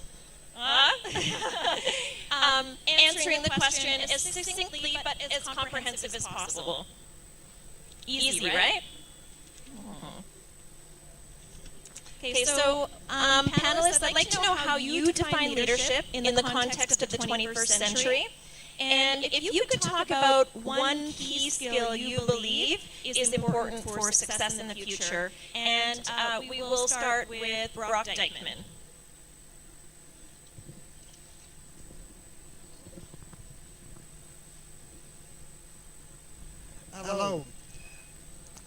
Yes. There's always so many skills that are important, and some of the key leadership skills continue to be important, but there are certainly, there's more need for agility, more need for handling quick change than there used to be. So I think that's a bit of a new skill. There's so much change happening in the world, technological change, everybody's talking about AI and its impact, but there's also all sorts of other disruptions. I think there's lots of regulatory and political disruptions. I certainly see the world is in a flux in very many ways right now. So you have to be very agile to watch out for those changes, world changes, how they'll impact your business. So you have to be always thinking about that and conveying to your staff that agility is a key skill and that they have to be willing to change, because people don't want to change, right? So you have to instill that and make it a positive value for the firm and for the staff. Thank you, Brock. Yes, the only certainty is change, correct, in our future. And the next panelist I'd like to ask is Dr. Kalpana. Good morning, everyone. Can I hear it from you all? Good morning. Okay, so I have been told not to take more than 45 seconds. And I'm an HR professor like Dr. Srividya, so my angle would definitely be from the HR point of view. Number one, emotional intelligence. Extremely important because we need to deal with empathy. As leaders, we need to understand our team. We need to work along with our team. So number one would be emotional intelligence. The second one definitely is data-driven decision-making skill. Because today, with the advent of AI, machine learning, automation, I think it's extremely important for us leaders to adapt ourselves to the changing technology. So number one, emotional intelligence, where empathy comes into picture. Number two, data-driven decision-making skill. And number three, cultural agility. Extremely important for global leaders when we talk about working with people across various countries. It's important that we understand the global approach. You have your strategies global, but you act local. So you need to ensure that you tweak your strategies in such a way that your employees feel welcome, employees work together, and there is cultural agility. So I'm on dot 45 seconds. Amazing. Thank you. And a lot of good feedback. And I'm taking some notes here, so what I'm going to do is summarize at the end so that I'm capturing these as well. And next, I will call on Dr. Kumar. Thank you. Very good afternoon to one and all. One of the skills that I would actually recommend as a leader, you would actually start bridging the generation gaps by yourself. Because you're not only working with the people of your age, but also the younger and more younger. So you need to adopt to those thoughts. The thought process are differing day by day. In fact, we talk about Gen Zs, millennials, and now the alphas. Right? Their way of thinking is extremely different. Right? We are far away from the gig economy, which actually we are foreseeing in probably next 5 years. So there, the kind of leaders that we need to have must actually adopt to these kind of situations, understand their mindsets, and also guide them, mentor them according to the gig economy that is coming. Because we no more will probably look for the generation working for organizations. They want to possess their skills, work for multiple organizations at the same time. And also prowess, say for example, you are good in communication, you are good in writing, you are good in developing something, you are good in selling. You probably are expected to do all these things at once. So a leader should be able to adopt to these kind of thought processes which are changing every couple of years. I'm done. Great, thank you so much. And Dr. Lilly. Can you hear me? Okay. Good morning. Thank you, Nancy, for that wonderful question. I think I'm going to summarize most of the points that I've already heard. And from my personal point, I feel a leader is someone who should be selfless. That's my personal opinion. When I say selfless, it's absolutely giving back to the community, giving back to the culture, giving back to the world. That's one. Point number two, I think I would look up to a leader who is a transformational leader, who can exactly take the change process without even the followers knowing what the change that is happening. But you are expected to be a change agent without even telling what the change that is happening. And that transition, if you can do as a good leader, and I believe that leader is an excellent leader, transformational leaders, or selfless people who can give back to the society. I think these two are coming in a combination when it comes to a leader. Hope I'm on time, Lindsay. Thank you. This is an expert panel at time. Dr. Karim. Well, when I think about this topic, I think about the notion of unlearning to relearn, then to learn. Because the influence of technology, the influence of new careers and new skills has changed the way we need to think. And so for me in this context, when we think about one skill, I would talk about the leadership style, which is heart-centered leadership. And when I think about heart-centered leadership, part of that, when we think about heart-centered leadership, I think about building intercultural perspectives as a skill. We're here from another country to meet each and every one of you. We're here to learn from you. We're here to relearn and then unlearn and then to continue the learning journey. So that's what I think you need to do in this process. Amazing, thank you. Now I'm going to quickly summarize so that we capture the points, lend them as well. But I want to let you know, audience, I'm going to come into the audience. I actually have a whole list of questions prepared, but I think it's better to customize it to you. So I'm coming there in a moment. But if I hear it correctly, I hear that it's important to not only deal with change, but lead change, lead transformation. Working across difference, and that's culturally, generationally, but also working with difference. So using that difference to elevate your team, elevate your organization. Emotional intelligence. And we hear that a lot these days, especially from our employers in Canada. Many of our industry panels will say we don't care what degree they have as long as they can work with people, they have those people skills. And there's an amazing leadership theory called adaptive leadership out of Harvard with Ronald Heifetz, and that's exactly what the cornerstone of that theory is emotional intelligence for leaders and followers. As well, dealing with new emerging technology that comes through, kind of these different skills that have been highlighted. I'm going to leave that summary there because we can add to that as we go along. Of course, we're not going to get to all things, all skills for leadership in 30 minutes, but I'm going to come into the audience now. And so if you could put your hand up and let me know if you have a question for our esteemed panel. And if you don't put your hand up, I'm going to put the mic in your face anyway. Anyone? Don't leave me hanging. What about the research scholars? Any questions on leadership? Hello, Kalpana ma'am.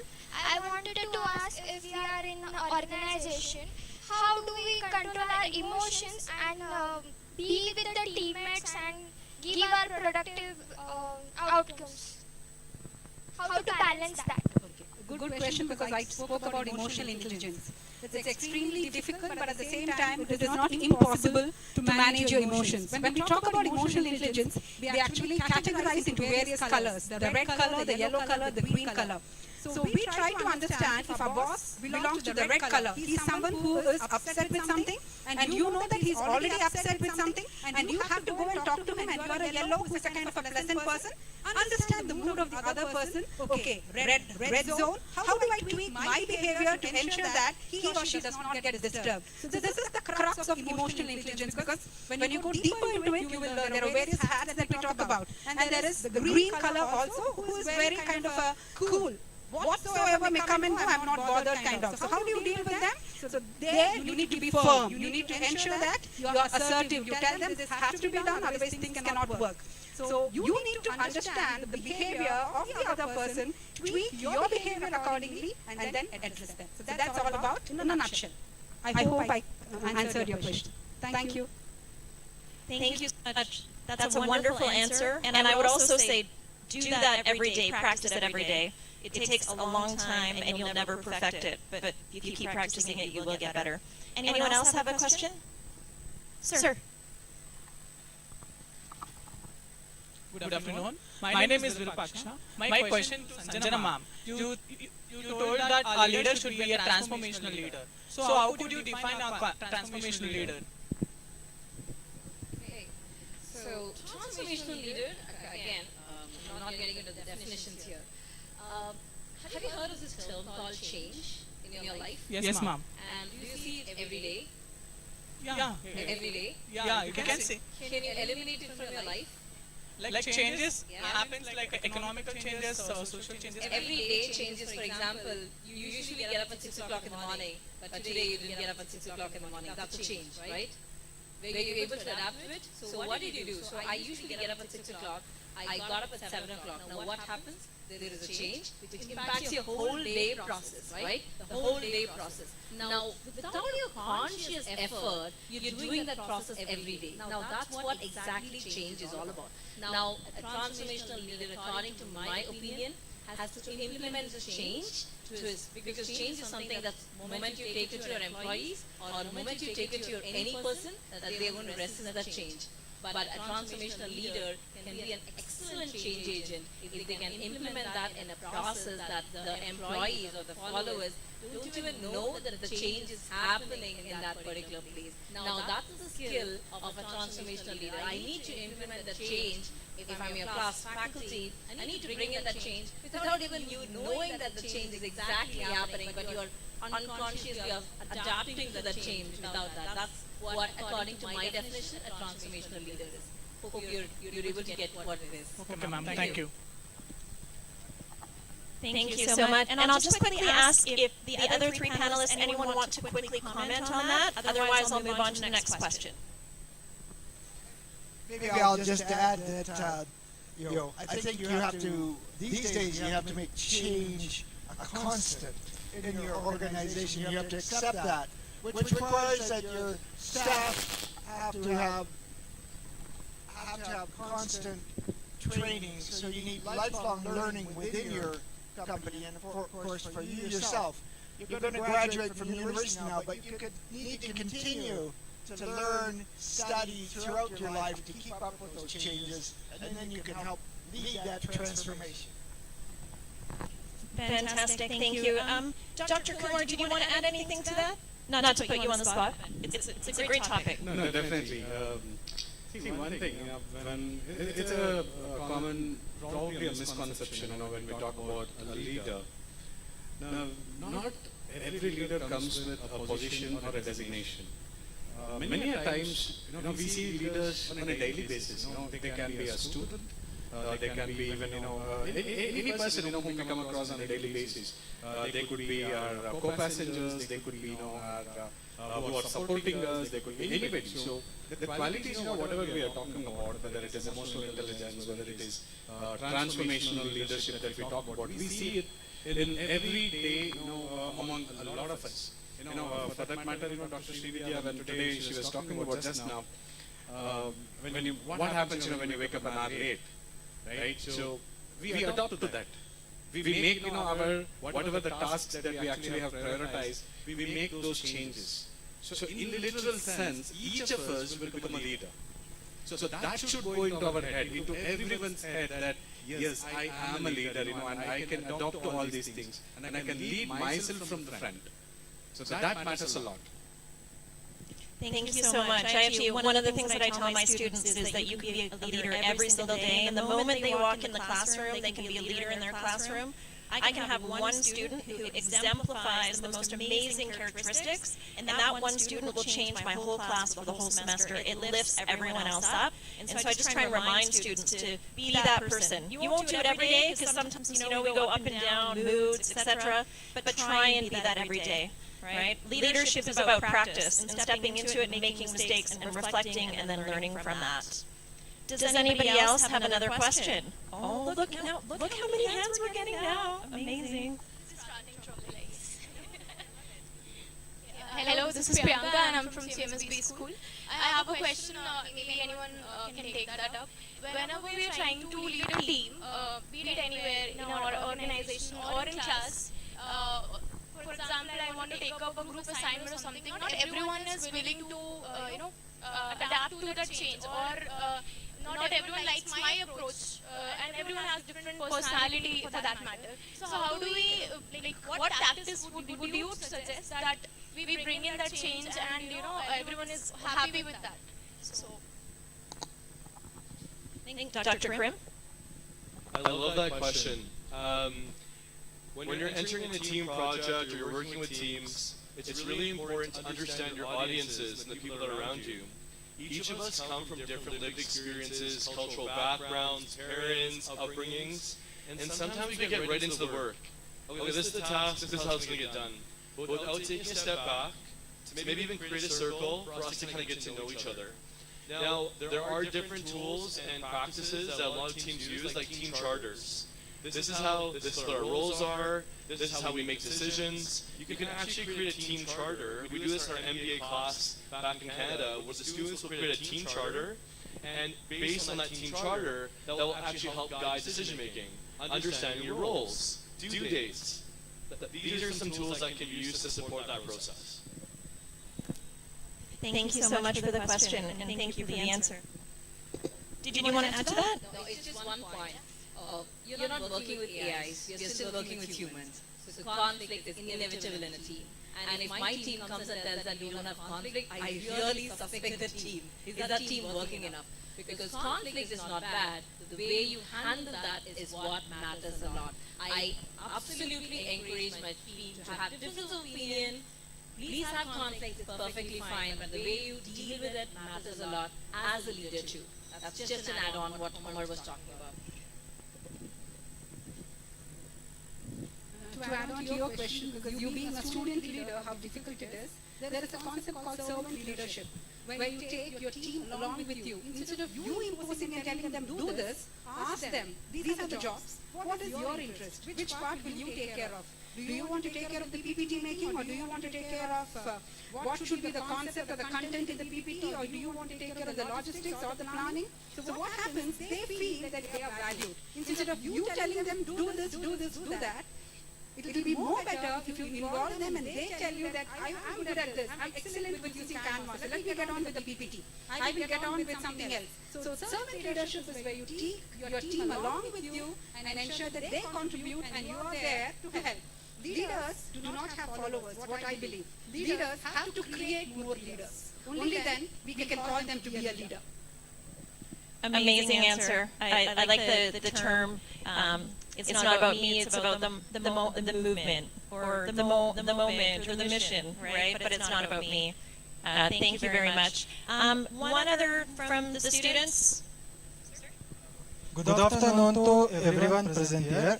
My question is for all panelists who are present here.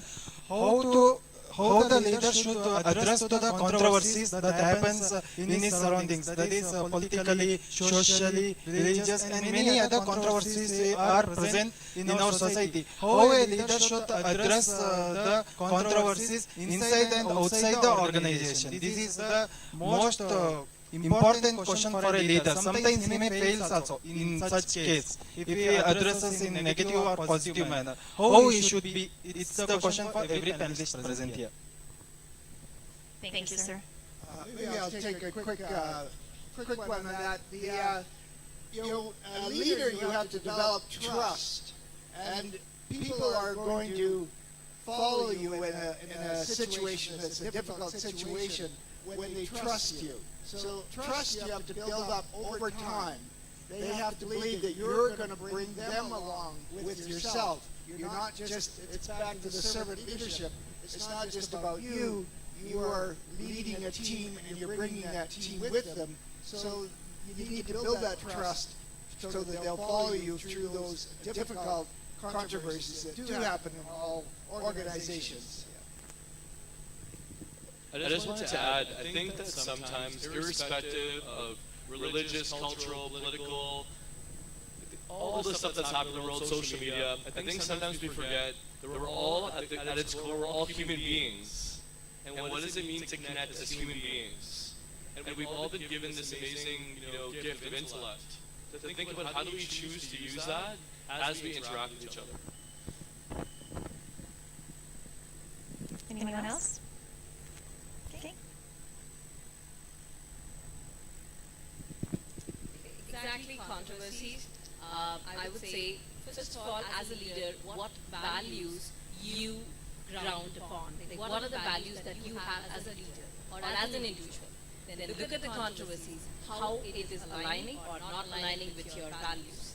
Then assess those controversies and what's your role and what's your stakeholders' role in those controversies. And then make your assessment and move on that. It's the process way that I did. This is what I would do. Look at the controversies, my values, and what is the process that I need to do. What is it in for my stakeholders? So this is how I would deal with controversies. Thank you so much. So we have exactly 5 minutes left. I have a little bit of a summary that will take 1 minute max. But if you could give any advice to students in here in terms of how do they develop the skills of the future? And if you could try and give a concrete example, so we don't have to be comprehensive, it could be one thing that you think they should go out and do today, this week, this month, this year. Dr. Kumar? Thank you. One thing that I would like to actually tell the future leaders over here, lifelong learning. Never stop learning. Whoever you become, it doesn't really matter. Today you are a student and tomorrow you might become a CEO of one of the organizations or you might even be a founder. But lifelong learning is one thing that you need to follow to be a leader for yourself and for the world. Okay, I'm going to give another term called experiential learning. Step out of your classroom. Please step out of your classroom. Whatever you learn, if you're not applying and experiencing that, you're not taking back anything. So in my terms, I would extremely ask you to step out of your classroom, experience what you learn, apply those concepts, and that's what your actual take from any education that you're doing. That's my take. Thank you.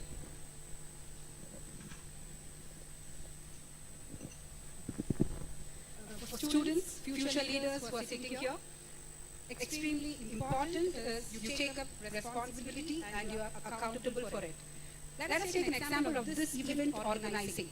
How many students here volunteered that I would be part of this committee, I would be part of that committee. Ma'am, I would take in charge of going along with the team who takes care of logistics. Those are the ones who will tomorrow become great leaders. If you do not learn to take up responsibility today, as Dr. Srividya rightly mentioned, experiential learning, what is it? Only when you do, you will learn it. If you don't do, just sit here as audience, you will definitely be good followers, but you can never be a leader. So if you have to be a leader, responsibility, accountability, initiative, and the skill to influence your team or your peers. Thank you. Thank you. I would probably just build on those and say, yes, you cannot be a leader, become a leader just based on your academic and technical skills. That might be a foundation that gets you a job, but it's your emotional intelligence, your ability to work with people that gets you into leadership positions. And you do have to volunteer and get the experience. Start now when you're a student, volunteer. Having volunteered for some things made a huge difference in my career. When other people didn't want to do something, I volunteered, and then it got me to the next step. So I will echo what Dr. Kalpana said. Do volunteer. Dr. Karim, last 30 seconds. Well, what I would just say is when you think of the journey of lifelong learning, a lot of the different parts that have been brought up at the panel, I would say the journey of the reflective learner. So two things, get involved, but also in that journey of getting involved, reflect on your involvements. That's how you're going to be able to understand the development of the skills that you build, and then be able to translate it to employers or in other applications in your future endeavors. So my two recommendations is get involved, but also reflect. Thank you so much. And I'm just going to quickly summarize what I've heard throughout this. And there was a bit of a theme. So in the last few moments, I heard about heart-centered leadership, or I suppose over this panel, the importance of heart-centered leadership. the importance of knowing your team, putting others first, so that's servant leadership, being culturally aware, being emotionally aware, having that emotional intelligence, unlearning to learn, and being able to deal with change. And a theme throughout that is interpersonal skills. It's about who we are as human beings. And we started this, and one of the things was, leaders need to know how to deal with technology, like emerging technologies, like artificial intelligence. What differentiates us? Our humanness. Right? So that's going to be the leadership skills of the future. And how do we do this? Lifelong learning. We're learning. Lifelong learning, experiential learning, taking accountability and responsibility, and doing that through reflective praxis, so reflecting every day, every moment you can, and trying to learn from that and making plans to learn, to continue to learn. So I really thank this esteemed panel. Fantastic, like look, we ended on time. I know we started a little bit late. But look how many questions we got through. So I really appreciate your time, your expertise, and your attention to everyone here as well. So thank you so much.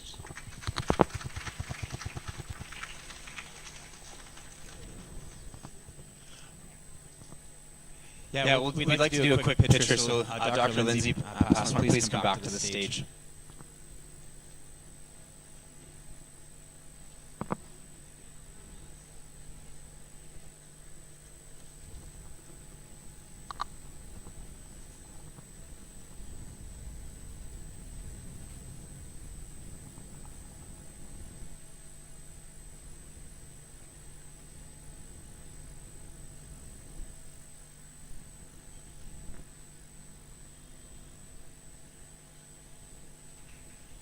Big round of applause for them, please.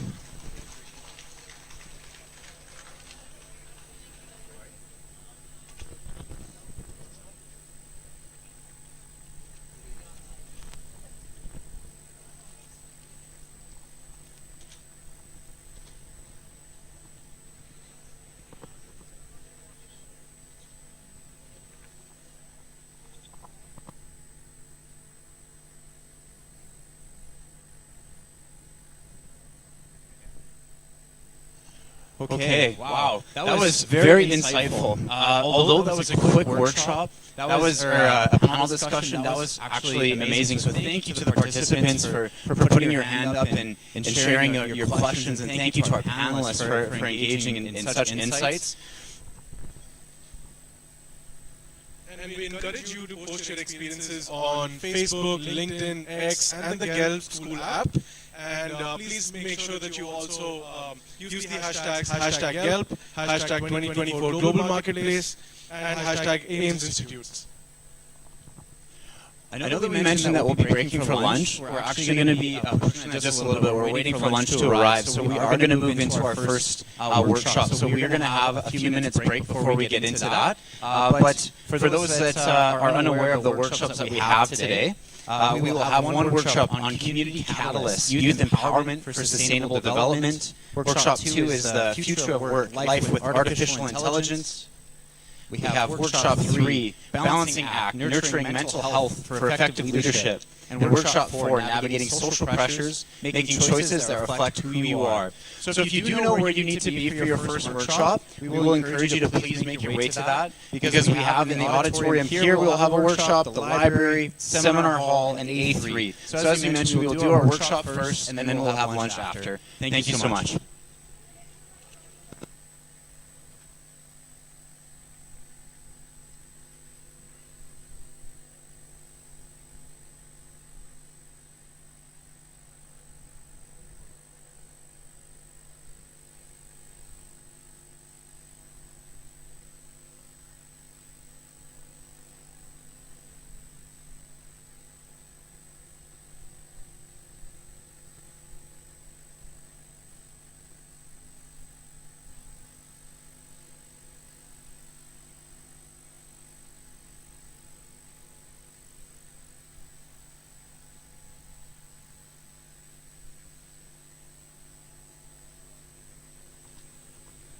Okay, so for Workshop 1, Community Catalysts, Youth Empowerment for Sustainable Development, that will be here in the auditorium. Workshop 2, The Future of Work, Life with Artificial Intelligence, will be in the library. For Workshop 3, Balancing Act, Nurturing Mental Health for Effective Leadership, that will be in the seminar hall. And for Workshop 4, Navigating Social Pressures, Making Choices that Reflect Who You Are, is going to be an A3 on the first floor. Okay, so I'll just repeat that one more time. Workshop 1, Community Catalyst, Youth Empowerment for Sustainable Development, will be here in the auditorium. Workshop 2, The Future of Work, Life with Artificial Intelligence, will be in the library. Workshop 3, Balancing Act, Nurturing Mental Health for Effective Leadership, will be in the seminar hall. And Workshop 4, Navigating Social Pressures, Making Choices that Reflect Who You Are, will be an A3 on the first floor. So if you know where you need to be, please make your way there.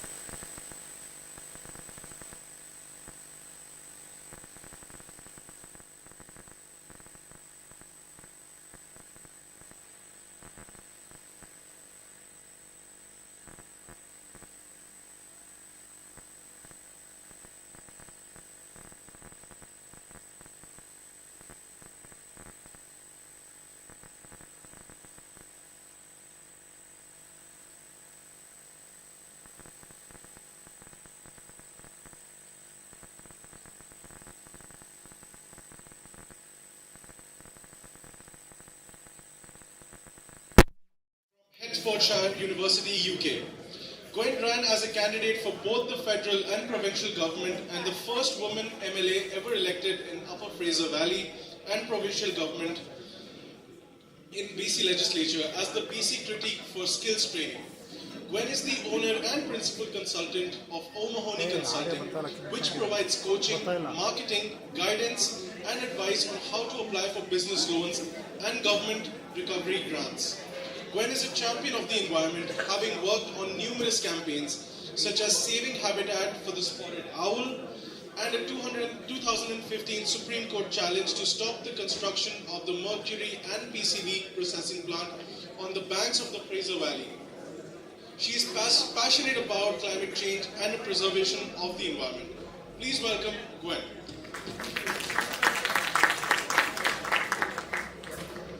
Wow, it's a pleasure to be here.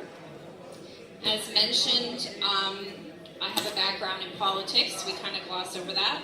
How do you all feel about politicians in India? Do they rank in your top 10 people you want to have in your friendship circle, or how do they rank? A little lower, maybe? So this is a good time. I want you to know that this workshop is about you and for you, and we can take it any direction you want to go. You're here to take advantage of a woman who's been in leadership in nonprofit, private, as a federal government servant, and as a politician. Little disclaimer, I've lost more races than I've won, but here's the thing, I keep trying. So, while my team is working on getting my technology going, I just want to do a quick check. I kind of went around, chatted with the keen group of people who were here right early, sitting right here, they're MBAs. How many other people in this room are MBAs? All of you. Okay, so some of you ran and grabbed some coffee. That's good. So everybody's MBA, everybody's staying business. Excellent. I see good. Okay. So I'm actually doing the sustainable development. So this is called Community Catalyst, and I presented this just the other day at another institution in India. And there's a great politician picture right there for you. Somebody shaking hands. We got to have that. The only one that comes above a picture like this is one with a baby. Those are always really good too. So you know, this session is interactive, okay? And because you're MBA students, my expectation is like right up here, right? You're in your MBAs. You should be really comfortable speaking and even challenging some of my notions that I'm going to give to you today. So I'm open to, if you want to challenge, if you want to debate, I'm open to that, just so you know. Anybody recognize this?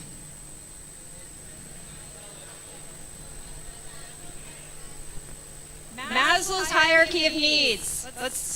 I want to make sure you don't feel left out in this corner here. So that's Maslow's hierarchy of needs. You can see it all right over there? Okay. So what is the theory behind Maslow's hierarchy of needs? Pratush, can I get you to take another microphone, and when somebody speaks, maybe so we can all share. Plus, I also want you all to get used to speaking in crowds. Explain it to me, please. When one need of a person is satisfied, then the other pops up. The need keeps on growing. Okay, I got a hand over there that wants to add to it. Maslow's need hierarchy theory says that human wants are unlimited. When a human satisfies with one want, he will always maximize the other. For example, he wants the next one. When he achieves the first one, he wants the next one. After achieving that, he wants the upcoming next one.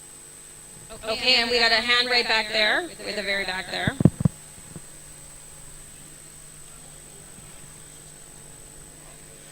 Good morning, ma'am. Myself, Mohan. Currently pursuing MBA in this college. Ma'am, like Maslow need hierarchy theory, like when one responsibility will get over, the another one will come, and we have to tackle it. Okay, so we're all kind of saying the same things, right? So basically the idea, this is a theory, okay, is that if we're going to be able to advance as a species, right, as a society, so the question is, how do we achieve peace, right?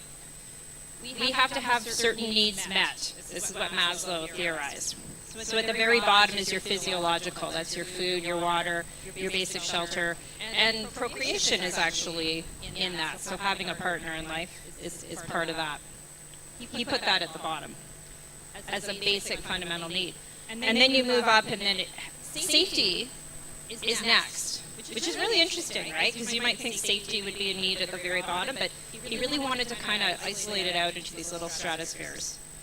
So that includes employment and social ability. Then after that comes love and belonging. Then we got self-esteem, which is confidence, achievement, respect of others. You need to be unique. So as you can see, you wouldn't be thinking about the need to be unique if you were thirsty. If you were thirsty, you'd have 3 days. So your uniqueness would end in 3 days if you weren't able to get water, right? So it does make some sense intuitively.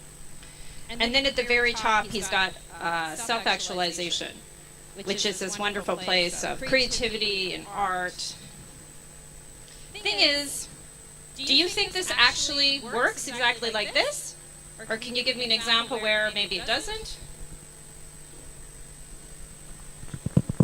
You ever heard the term starving artist? Where creativity is just sort of a need, right? Yeah. So it's a good approximation, but it's not always the case. And so it is with any theory you're going to come across. Why I like to talk about this pyramid is because I think it relates really well when we look at the United Nations SDGs. So what I noticed in the last school I went to is that it seems to me that in India, in post-secondary institutions, the United Nations sustainability goals seem to be really heart and center of all the education that you're doing. So at this one institution we went to, they even had them listed off right at the front of the school. So that is a little bit different. In Canada, I doubt anybody could really name them. So I'm going to do a little challenge here. I need somebody to keep track. How about you? What's your name? Priyanka? Good voice, Priyanka. I love it. Let's count off how many your batchmates here. Let's count on how many of the 17 that they can name. What are the 17? No poverty. All right, she's writing it down.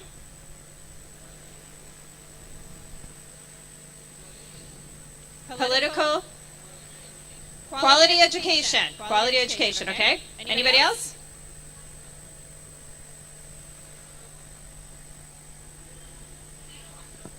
Life underwater. Gender equality. Zero hunger. Last class got 16 out of 17. And guess what, guys? They were first-year students in their bachelor degree. Life underwater? Life on land? Right. Sanitation? Think of Maslow's hierarchy of needs, actually. It's kind of related. How many we got so far? We got 7. We got 10 more to go. Here's a hint. This one we talk about a lot. Just about everywhere. You said employment? So meaningful employment? Okay. It was mentioned today here during the ceremonies. It's mentioned a lot actually globally around the world. We're all worried about it. We put a price on it. We worry about it. Climate change. Okay, yeah, climate change.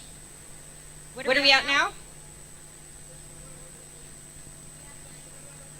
Sustainable consumption. Sustainable consumption. Okay. Is that a hand? What do you got? Affordable energy.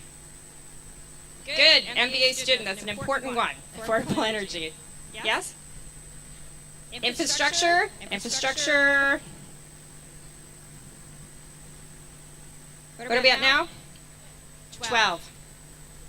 5 more to go. Yes? Do you mean climate change? Yep, we got that one. Yes, it is. You're right. You got it. It's included. Peace and justice. Somebody said peace and justice. Okay. Opportunities, that would be, I think that would be under meaningful employment, right? Yes? Economic growth? All right, we'll set that one down, but we'll check it. Okay, so we're doing really good here. We are, how many are we at, do you think, roughly? About roughly 13. So just so we know, as mentioned earlier, it was ratified in 2015. So a lot of nations came together and said, okay, how are we going to make it as a planet, as a species? What are the main issues? What do we need to do? And can we do it in 15 years? 15 years. And there's 192 signees, India being one country and Canada being the other. All right, now can you count us? You're going to do the test. How well did we do?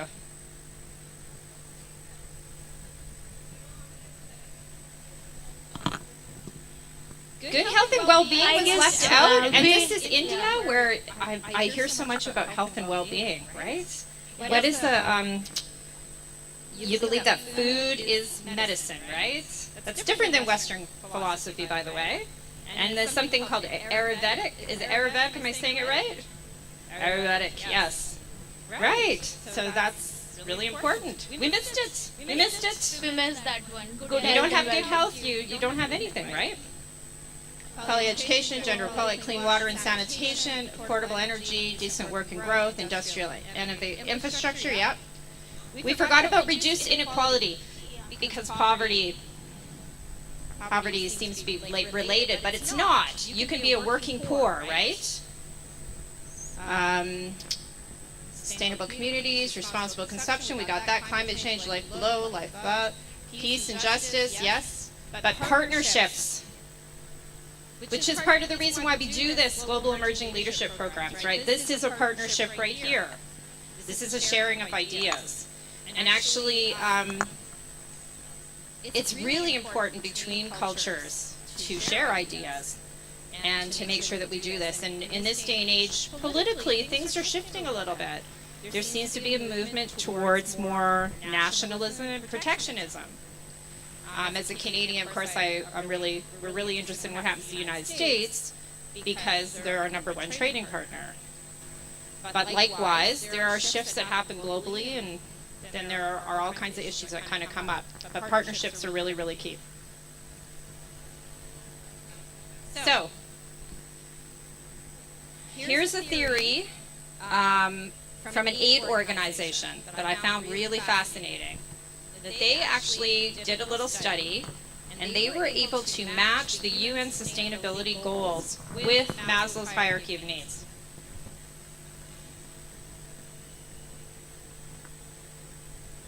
So I want you to just take a few minutes in groups, okay? So you've got like a table there, just kind of where you are in partnership, okay? And I want you to try to figure out or determine which number goes in which area of the pyramid, okay? And then you're going to present it to us. So in this case, you're a team of 2. You've got 4 here. I'm going to give you a few minutes to do this, okay?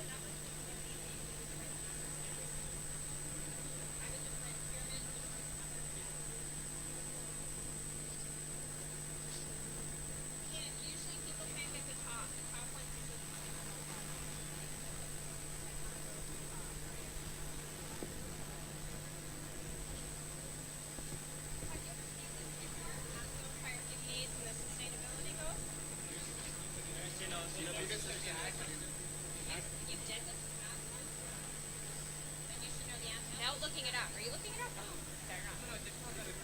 You better not.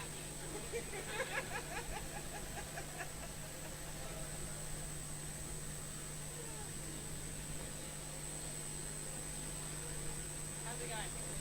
I've seen some people had phones out, so.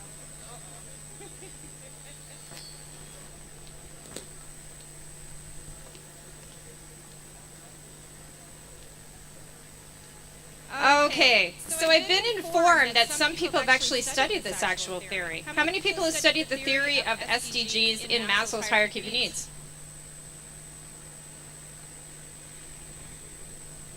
Okay, so 2 of you. Okay, all right. You're very special. I'm just going to get you to hold off and watch your batchmates, because the toughest one is the top one, the self-actualization.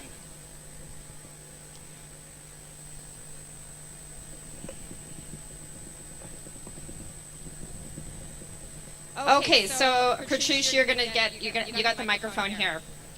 Let me see. Let me get somebody to keep track. You've got paper. What's your name? Okay, can I get you to flip your paper around, and can you keep track of the answers the audience gives? And just write a pyramid, and we'll see how well the audience does. Awesome. Okay. All right. Under physiological needs, what numbers correspond? And I've got somebody documenting our answers here. So from the audience, show anybody. Okay, over there, what number? 2, 6, and 7. Okay, anybody got anything other than 2, 6, and 7 for physiological needs? 1 also, ma'am. 1, 2, 6, 7. Somebody got 1, 2, 6, 7. 2, 6, 7. Okay. Anybody else got another number in there besides 1, 2, 6, 7? 15 as well? Okay. Are we all happy, or does anybody want to debate that one of those numbers get taken off?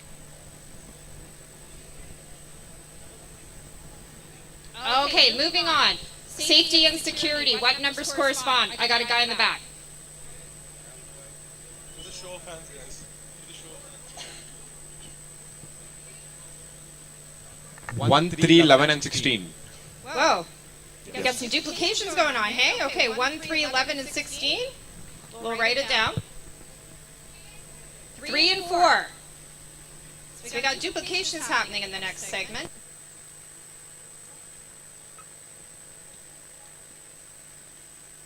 It's sounding like this one's a little controversial. Okay, wait. Yeah, here we go. Yeah. 4, 5, and 3. 4, 5, and 3. Okay, 4, 5, and 3. In the back? In the back? Okay, now this guy studied this. Ma'am, 1, 3, 4, and 16. 1, 3, 4, and 16 in this one here. Okay, okay. We're getting lots of numbers in that one, aren't we? Let's move to love and belonging. This is a little more esoteric, because as you move up, it probably gets to be a little more interesting, right? 5? You want 4 in there? Who wanted 17? You want 5 and 17 in there, okay? 10? Did somebody say 10? All right, we got a 10. We got a 16 under love and belonging. Okay? So love and belonging, which is friendship, family, intimacy, sense of connection. Interesting. How about for self-esteem? Which is confidence, achievement, respect of others, the need to be a unique individual. 4, 8, and 9? No, 14? 4 and 8. 4 and 8. Okay, so 4 and 8 are what they decided. And 9 as well. Interesting, okay? Are you all noticing that we're getting different answers? Okay. Any more besides 4, 8, and 9? Okay. Self-actualization, the top one. 16, 12, 17, 13, 17, 14, 15, 11, 12, 13, 14, 15, 16, 17. Anything that's double digits? Anybody else have something else? Okay, so what are we noticing? How many numbers are duplicated on here? They keep coming up, right? What numbers keep coming up, do you see? Which numbers do you see a lot of? Like through the entire thing. You see 17, 16, and 1 keep coming up. So 17 is partnership goals, 16 is peace and justice, and 1 is no poverty. Those ones keep repeating in every section, pretty much, or quite a bit. Okay, good to know. So there we go. So this is just one study, okay? So the idea is that under physiological needs, goal 1, goal 2, goal 3, goal 6, 9, 11, and 12. How many did we get right on number 1? So how did we do as a group? I'm sorry, I forget her name. She's still writing. How did we do as a group? Did we get them all? Did we get 1, 2, 3, 6, 9, 11, and 12? No, sir. No, ma'am. They missed 3, 9, 11, 12. They missed 3, 9, 11, 12. 3, which is good health and well-being. Hey, they keep missing good health and well-being. In India, come on. Good health and well-being. Do you know I never go hungry here? I get fed every 2 hours. Good health and well-being. And if I'm not feeling well, I get offered something wonderful, right? Like a juice or some coconut. It's so different, right, from Western idea. They added 15. They added 15. Okay, so there are some ones that were added. Okay, so 11 is sustainable cities. 12 is responsible consumption. So there's actually a whole lot on that bottom rung that can be taken care of if you have a good government, right? And if you have personal responsibility. Safety needs, there's quite a bit. So how did we do under safety needs? We got 7, 13, 14, 15, 16, 17. I think we put those in the wrong rung, didn't we? They said 1, 3, 11, 16, 5. 1, 3, 11, 16. Okay, so we got 16. They said 1, 3, 5. 1, 3, 5. Okay, so safety needs and physiological needs, which is really common in Maslow because they're very similar. In fact, they're put under social goals. So that's very common. For those two rungs to be mixed is very common. Let's go for esteem. Esteem just has 1. Esteem just has 4. So what's 4? Quality education. Quality education. Does everybody get to have a quality education on our planet right now? You know why? Why aren't people getting a quality education? Because probably the first couple rungs, if you're wrestling with that, if you need to bring a crop in because you need to grow food, you're probably not going to have time to go to school, right? And then the final one. They didn't even get close. So that was number 8. Decent work and economic growth. Okay. Somebody from the audience. Why is number 8 at self-actualization? Did you find that a little weird?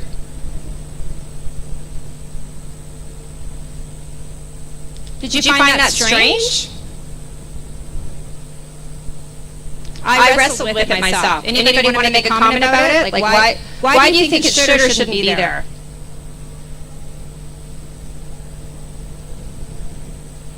Okay, yeah. I think point number 8 talks about something which is holistic, which is required by the whole world these days. It's not only thinking about your personal benefits, it's also about how people should be treated ethically. It's less to your personal benefits and more for society. That's the reason I think it should be there in the self-actualization section. Okay. Anybody quite understand like because I think I'm going to try to paraphrase it. What I think you're saying, this is what I kind of viewed it as, is the word decent is there. The word decent changes it, okay? Having a job is one thing. You have a job, you earn money. But when you have some employment that gives you meaning, something that gets you excited, something where you actually feel like you're making a change and you're feeling really good about the world, that's what I believe is meant by the term decent work. Instead of just that humdrum, it's something kind of above and beyond where you feel like you're fully using your abilities and you're fully engaged with your colleagues and being able to make meaningful change. So other than the two people, most of you have never come across this exercise before, right? It was new? It's a little interesting what we came up with, right? The truth is we did come up with most of the numbers and just a few duplications, and we left out a couple, especially the good health one. Okay, so I need to know the answer to this one because I may run for office again, so I need to know.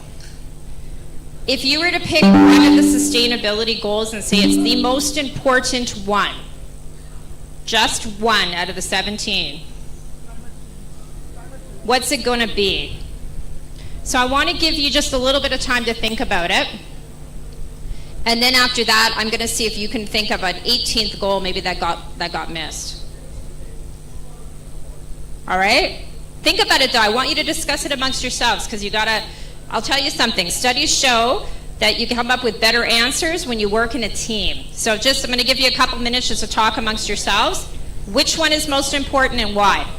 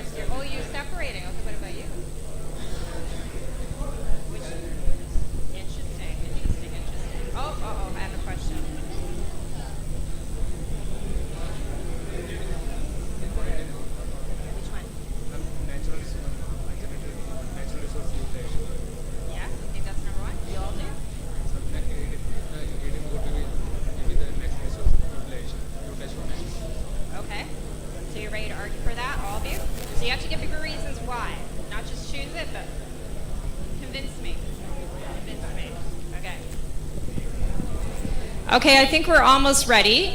I've logged a lot of hours in debates. I love debating. I think it's exciting. So what I want you to do in your group, choose somebody. I want you to convince me which one's the most important and why.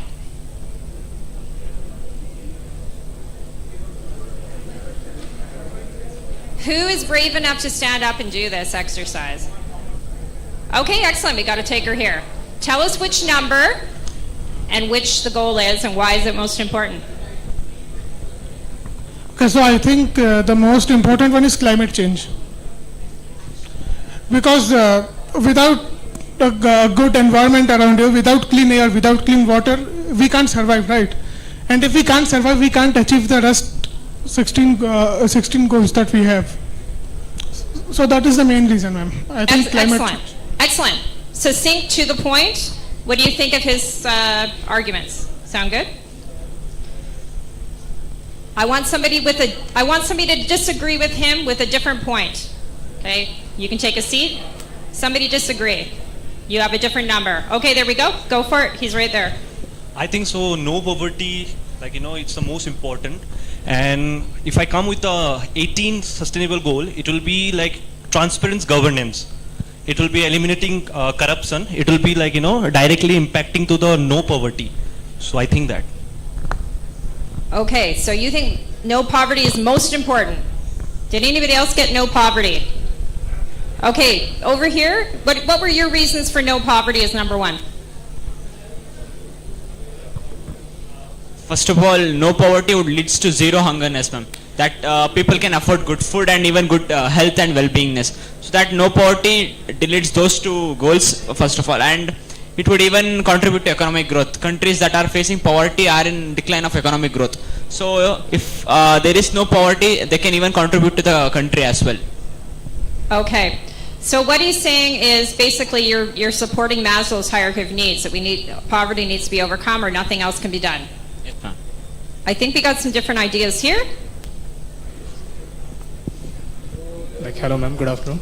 Ma'am, I personally thought that quality of education has to be in a first priority, because most of the thing that is happening bad right now is because of the lack of awareness that people have it. See, the environment what they have talked and all the SDGs, the promotion that they are doing, because and why you guys are here, because people don't know about the things. Now how they will get to know about the thing is when they understand the thing, and the understanding when it happens when you give this events, when education happens and people will get to know. When the dissemination of educations happen, then people understand the climate and all those what poverty. Once of all, how you earn is basically when you learn about it. Then earning come afterwards. So I believe quality of education should be the paramount thing. Then comes everything after that. Okay, arguing for quality education. That was a good debate. To add on to that, I believe that to come up with an 18th sustainable goal would be mental well-being, as I believe that it's important for a person to feel fulfilled and to have a sense of calmness, to achieve all of it, to have a better well-being. So, and adding number 18 is mental well-being. So 18, remove corruption, 18, mental well-being. Did you have something new to add to it? All right. You asked about the one important factor among all 17.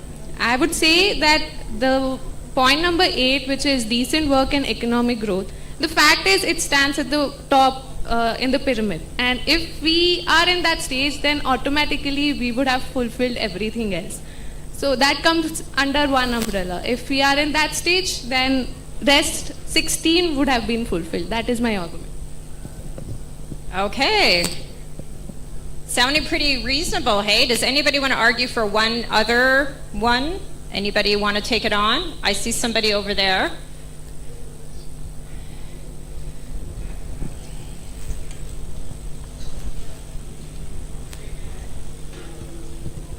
I would go for sustainable cities and communities, because it is interlinked with many of the factors that is mentioned there. For example, if we have sustainable cities, we can concentrate on less pollution, climatic change, life below earth and life above earth. For example, if you reduce less pollution, it will contribute to the climatic change. And then from many industries, they are polluting water, so it will also reduce the pollution that is happening to the water life. So I would go with sustainable cities and communities. Okay, good. And I like the way you and you over there tied in the other sustainability goals as connected, because they are interconnected. All right. Is there one more person, I think? You know what? Let's, oh, you want to argue it? Okay, right there. I want to see a good debate here. Convince me that I'm only going to focus on one of these goals. Ma'am, out of 17, I would say that the point number 3, good health and well-being is most important. For example, if for any person, in order to achieve all those, he must have his health, good health. For example, if a poor is there, he must have a good health in order to achieve something. For example, if a rich is also there, he must have good health in order to achieve anything. Okay, can we all give a round of applause to everybody that stood up and took the microphone?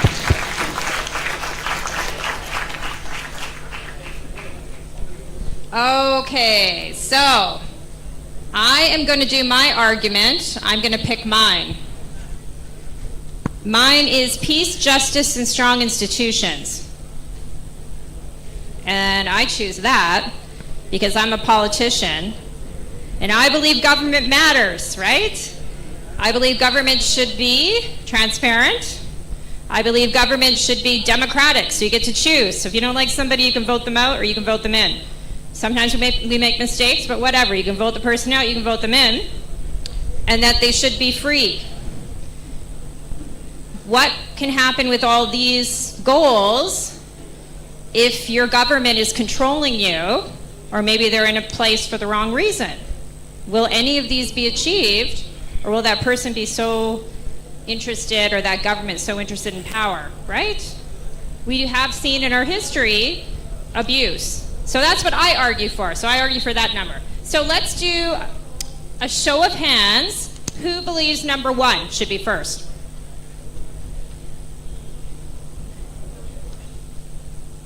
Okay, and I think somebody said 3. Number 3. 4.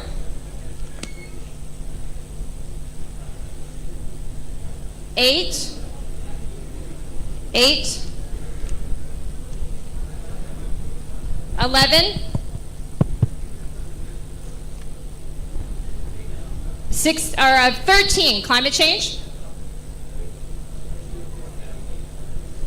16. Oh, I convinced one person. Okay. Excellent. All right, so we're just going to wrap it up. Here's the issue, okay, folks? This is what I really want to impart to you right now before we close off this session. And this is really serious. We've got 6 years to go, and we haven't made it anywhere near where we're supposed to be. In fact, we've actually seen most areas that have actually gone downhill or regressed. Where we've done well is that unemployment has decreased globally by 5%, and secondary school completion has increased. So you were talking about quality education. We are seeing some movement on education, but everywhere else has been a real problem.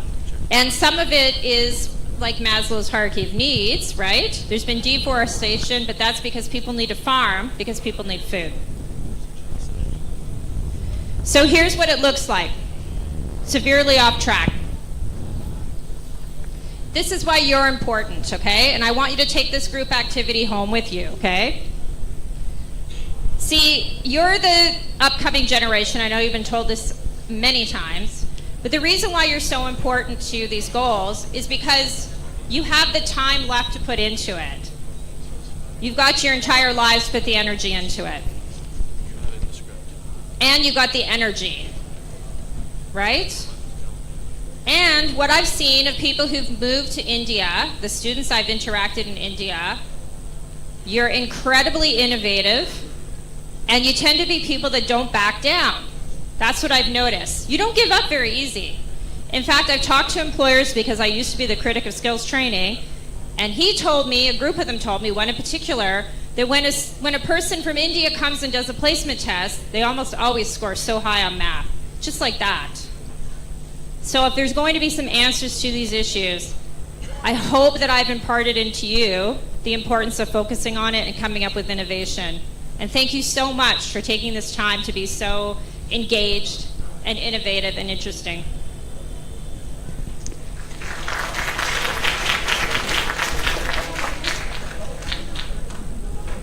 Thank you, Gwen, for such an insightful workshop. Can we have another round of applause for Gwen, please? Perfect, thanks.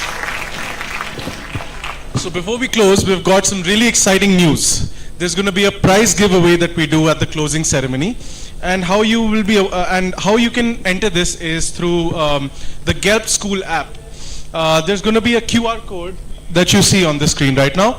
So for you to enter this prize competition, all you need to do is scan this QR code. It's going to ask you for a couple of information. It's going to ask you to upload your picture, your introduction, a small bio for yourself, and it's also going to ask you for what inspired you today. What was that something that really, what standed out? And the best answer today is going to get an award in the closing ceremony.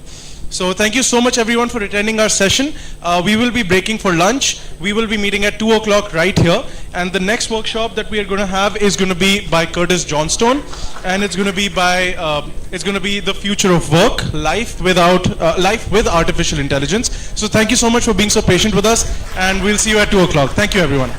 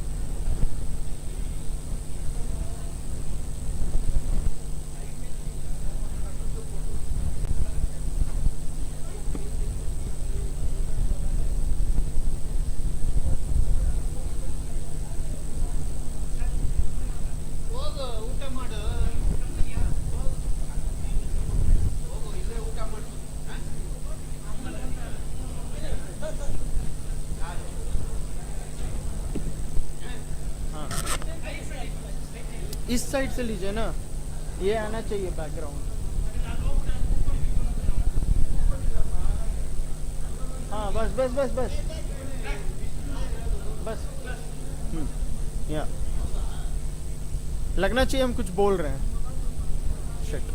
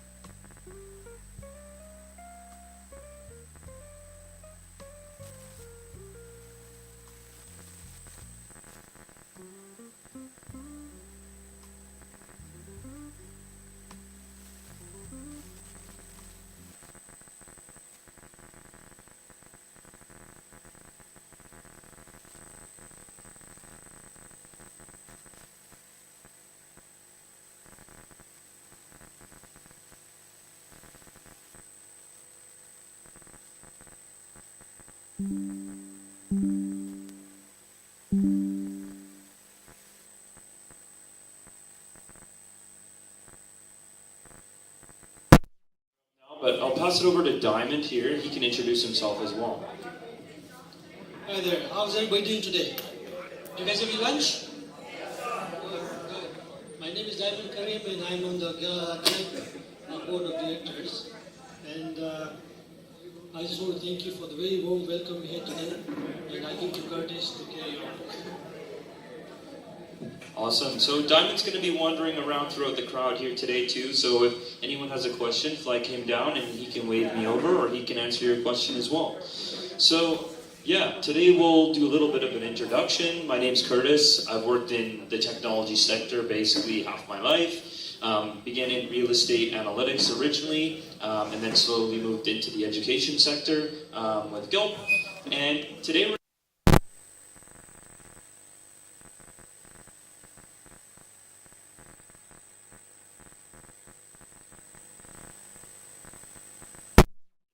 use AI today, so we're going to get those numbers all the way up. Yeah, so the objective of today's session is kind of 4 things. 1, understand AI's role in a transformative business and growing business market. Number 2 is identify skills needed to thrive in our new ever-changing workplace. So we're going to see a lot of new jobs coming out of AI, a lot of new skills that you need to master in order to get jobs in this new workforce. And then we're going to talk a little bit about some ethical stuff. This stuff is important to discuss because AI is really, really growing fast, and we need to be aware of some of the implications of it, both good and not as good. And then finally, let's gain some hands-on experience. Let's have some fun. Let's play around with ChatGPT or maybe a few other tools and see what we can come up with. So, and it's good that some of you have already used it because that's going to be essential to our workshop. All right, so hands up, who's joined GELP School? Hopefully almost everyone. Okay, if you haven't joined GELP School, now's the time. It's part of the workshop today, so there's actually going to be a little bit of a friendly competition. And it's going to happen on GELP School. So let's take a few minutes to get that set up if you haven't done it already. Scan the QR code. Let me pass my phone to Pratoush here. Or actually Pratoush, in WhatsApp there's a QR code. You can go around to students and show them that QR code and help them get. So hand up if you need help. Who needs help getting on GELP School? Okay, perfect. Pratoush is going to come to you. Keep your hand up so he knows who to come and get signed up on GELP School. That's good. The school is going to be used today, so we'll need you to be on there. Alrighty, so before we begin, I'm going to talk a little about backstory of AI. It's important to recognize how we've got to the place we've gotten to. AI is now kind of considered a buzzword. You probably hear it being thrown around all the time now with new products, new innovations, and these type of things. But AI has really been developed over the last 20 years. And we can kind of explore some of the early adopters of AI and where it's come from. So there's a 20th century invention that basically allowed AI to exist. And that's the internet. The internet was essential to AI's training, and essentially all AI gets trained on data that's posted online. So whether that's archives, videos, academic journals, you name it. Any information that's posted online is what AI uses to consume and train itself. And I want to explore some of the reasons that AI and the ethical reasons of why we need to take this into account when utilizing AI and why the data source truly matters. So yeah, I'll take a look at two large companies that everyone's kind of heard of in this room. And they kind of began in the late 2000s, and you've probably you've heard of both for sure.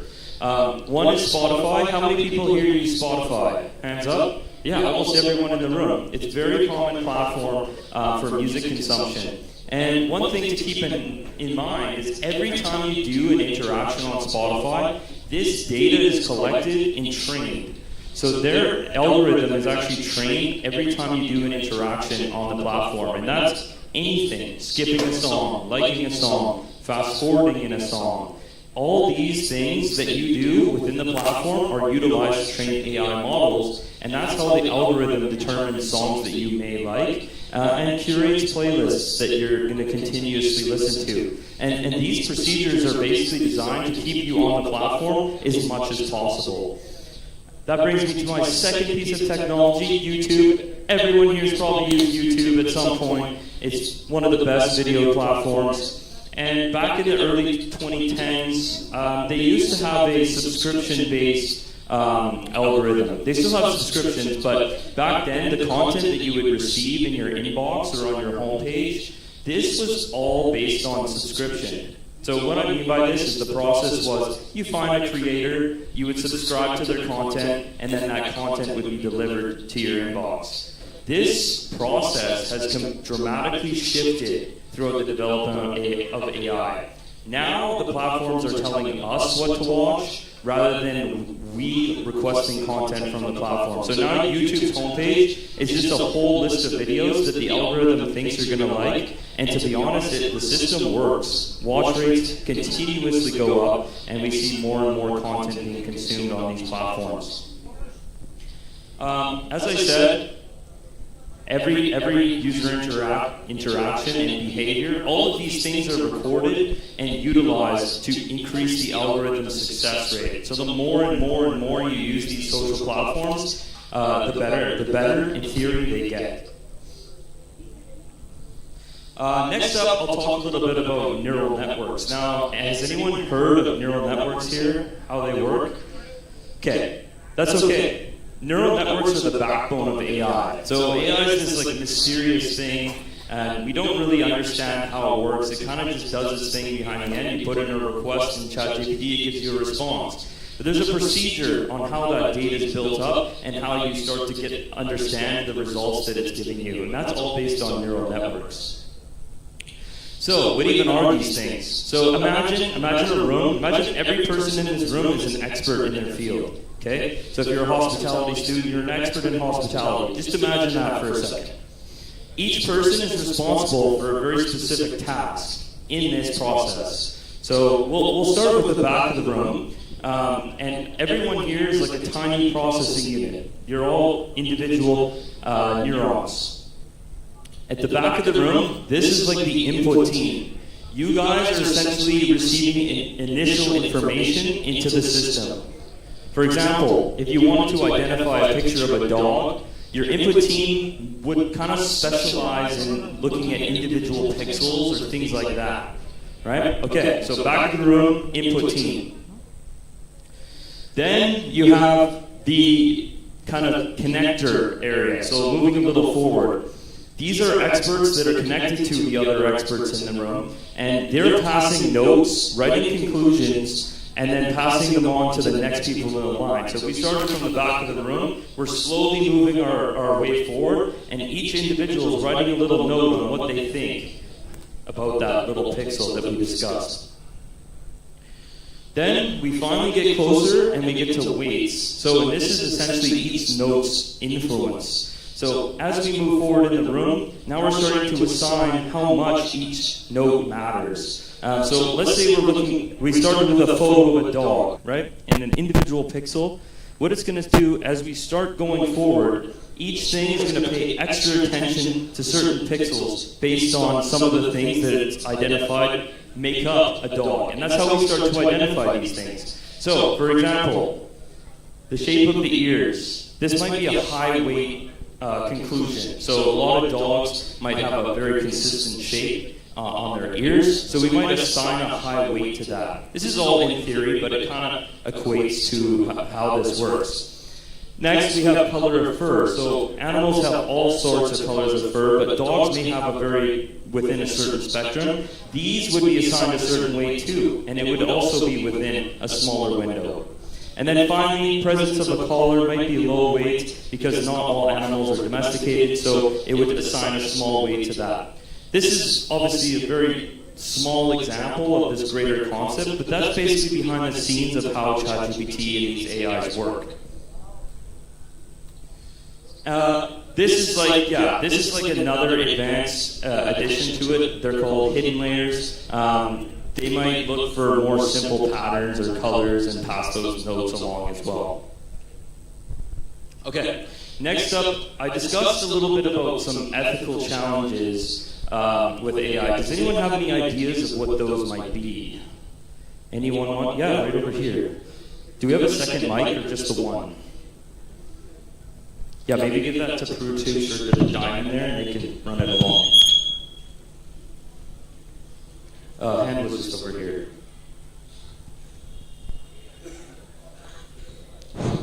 The first ethical challenge for AI can be data privacy, data breaching. That can be an ethical challenge for AI. Perfect. Yep. Great example. Yep. Data source does matter, and sometimes AI does not always follow data procedures when collecting information. We have one at the back there, Patush. Yeah, we have privacy. Privacy, similar thing to data source. Privacy of information. Just 1 second.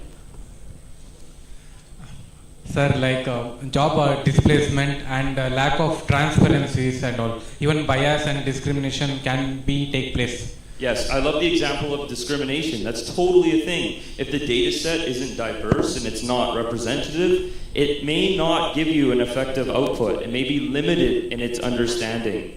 Yep, we had one up here.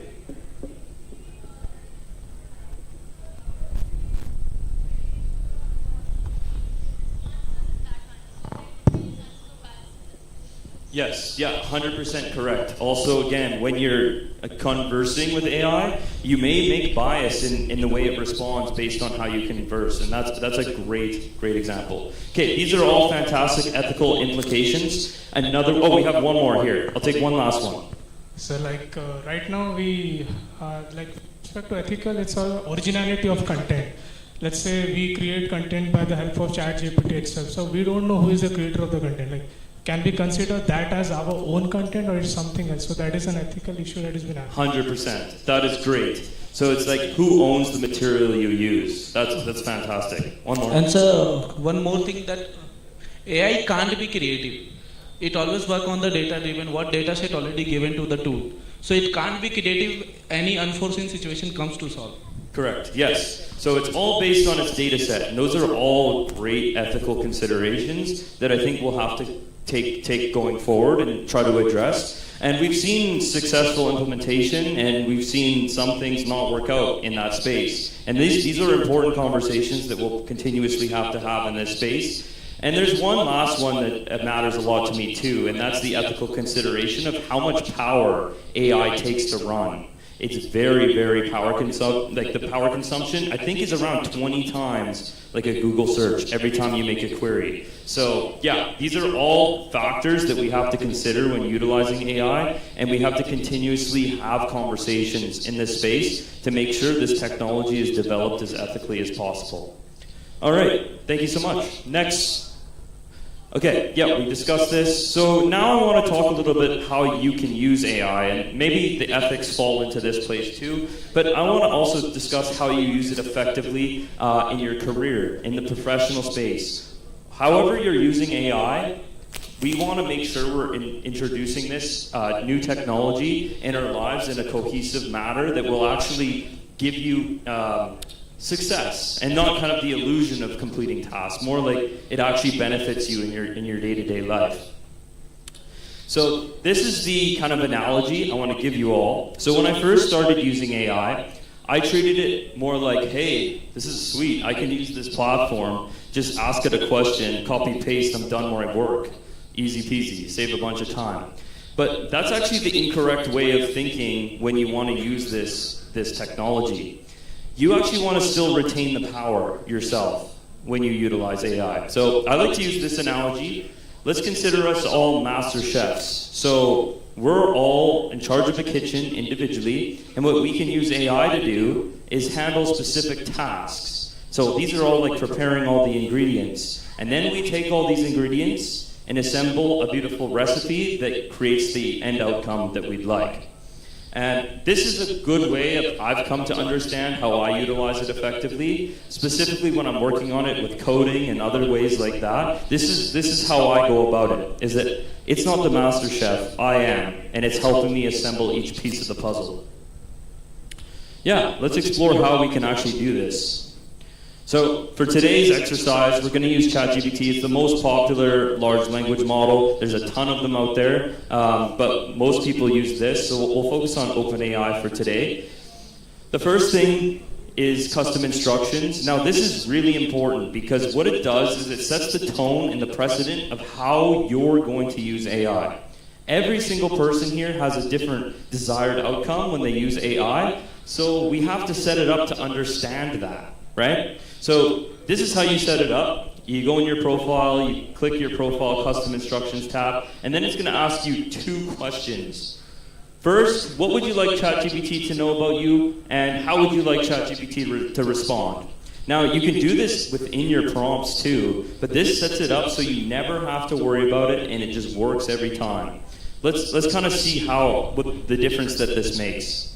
So imagine for a second, I'm an elementary school teacher. I'm teaching grade 3 students, and I want to come up with a new lecture to teach astronomy, specifically the moon. What I can do is I can go in ChatGPT and ask, what would be 3 important things to teach about? And it made an awesome response. It gave me 3 key things about the moon that I could integrate in my lecture to my students. But the major concern here is that this information is way too much for my target audience, and it's hard for me to take these paragraph formats and put it in a lecture that would be great for elementary school kids.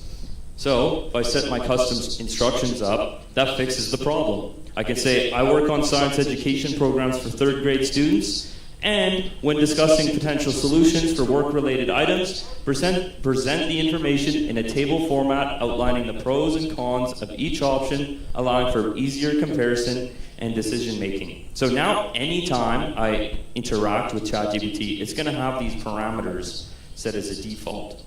So now it always knows I'm a grade 3 teacher, and all the help I get from AI will result in these custom instructions. So let's see the difference. It's huge. So now I can see the topic, pros, cons, and it's laying the entire thing out much easier to digest, and it's showing me the pros and cons. So a good example I like to use is this one here. It's saying that this concept may be tough for 3rd graders for understanding, and then it outlines why I should include it in my lecture. So it works really well. It's really nice. So definitely spend some time to set this up. The second thing is prompt engineering. Now, another thing regarding AI ethics that we didn't discuss is how jobs may start to change. Jobs may disappear, but jobs may also appear. There may be new industries or new specializations that exist. And this is one that I feel will be an up-and-coming job, and that's prompt engineering itself. Is specializing in how the best way you can interact with AI directly. And this can actually get quite complex. So we're gonna talk a little bit about it today, and even better, we're actually gonna test it out. We're gonna have some fun with it. So there's 4 key things that I've kind of decided for today that are essential for making an effective prompt. Number 1 is to be super specific. So identify exactly what you're looking for from the AI. Provide clear context and the desired outcomes. The second thing is use examples. Guide ChatGPT to follow a particular style or format. So we kind of explored that with custom instructions as well. It's saying, I want a table, I want an HTML file, I want a CSV file, I want an Excel spreadsheet. However you want that data to be pulled back to you, specify that. Third, ask questions. This is actually my favorite feature of LLMs and AI and how it's progressing, is that it's a two-way conversation. It's not, here's what I want and it gives me a response. It's, here I'm asking for something, now I want to critically assess what it's giving me and I can continue down that path. So it's really effective in this strategy.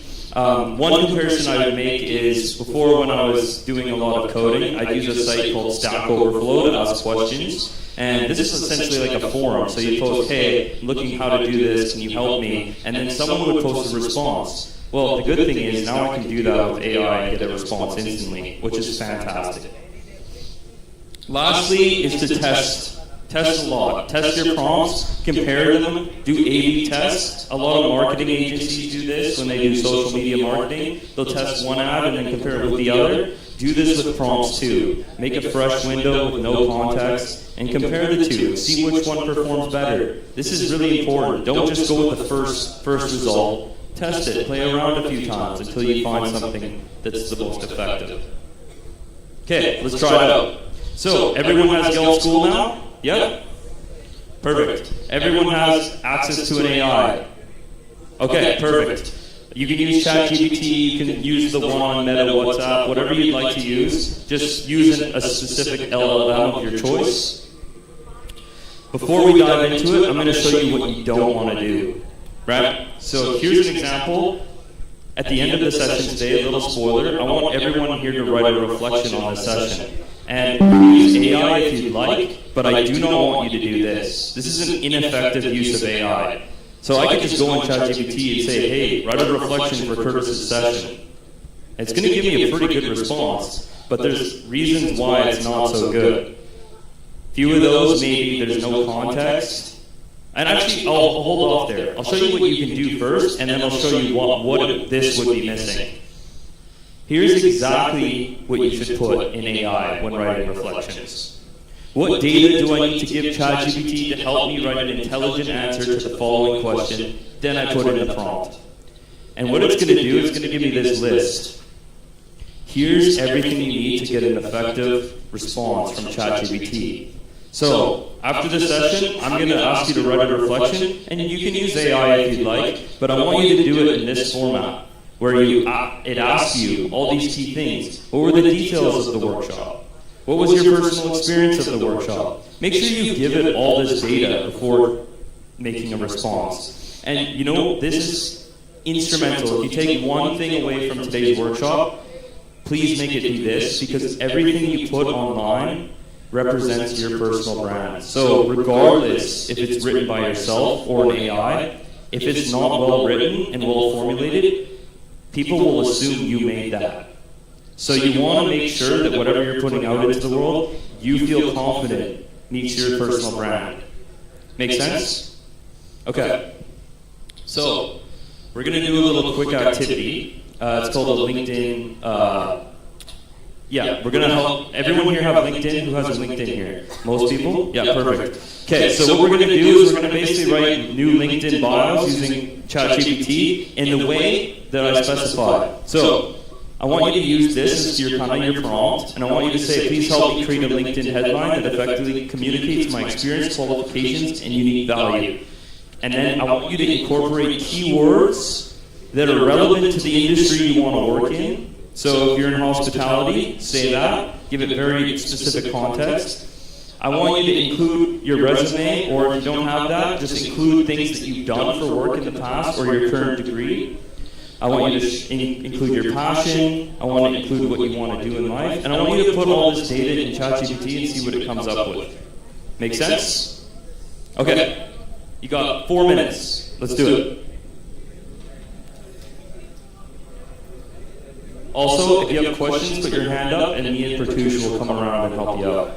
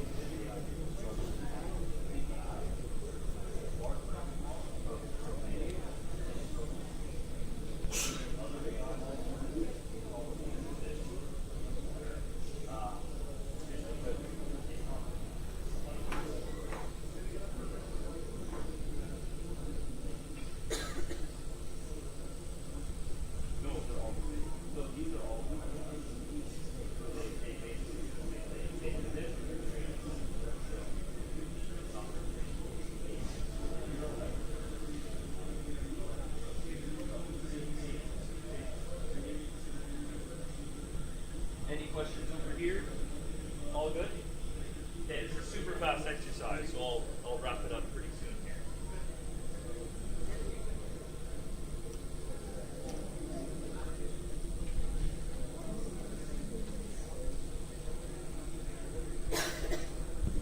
All right, I'll give you guys 1 more minute to do it.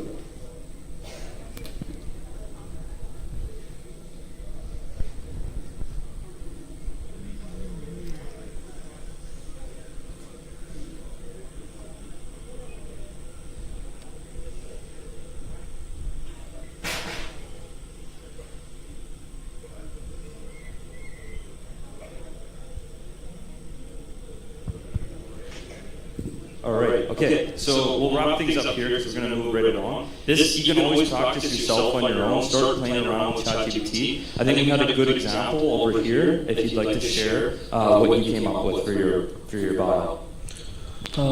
I wrote in my headline, currently pursuing my PGDM in marketing and Lowell with a passion for sales and business development. I bring over a year of hands-on experience as a digital engagement manager at Amit Automobiles, that is Mahindra car dealership, where I contributed to enhancing digital customer engagement and driving sales growth. At NSP, I serve as the head of the both External Affairs Committee and the Marketing Club, and leading initiatives that bridge industry connection and foster creative marketing strategies, and eager to leverage my expertise and leadership skills to live in a dynamic role. Amazing. Yeah, round of applause. This is a perfect example. Does anyone else want to share what they had? Yep, one at the back. We'll do one more share.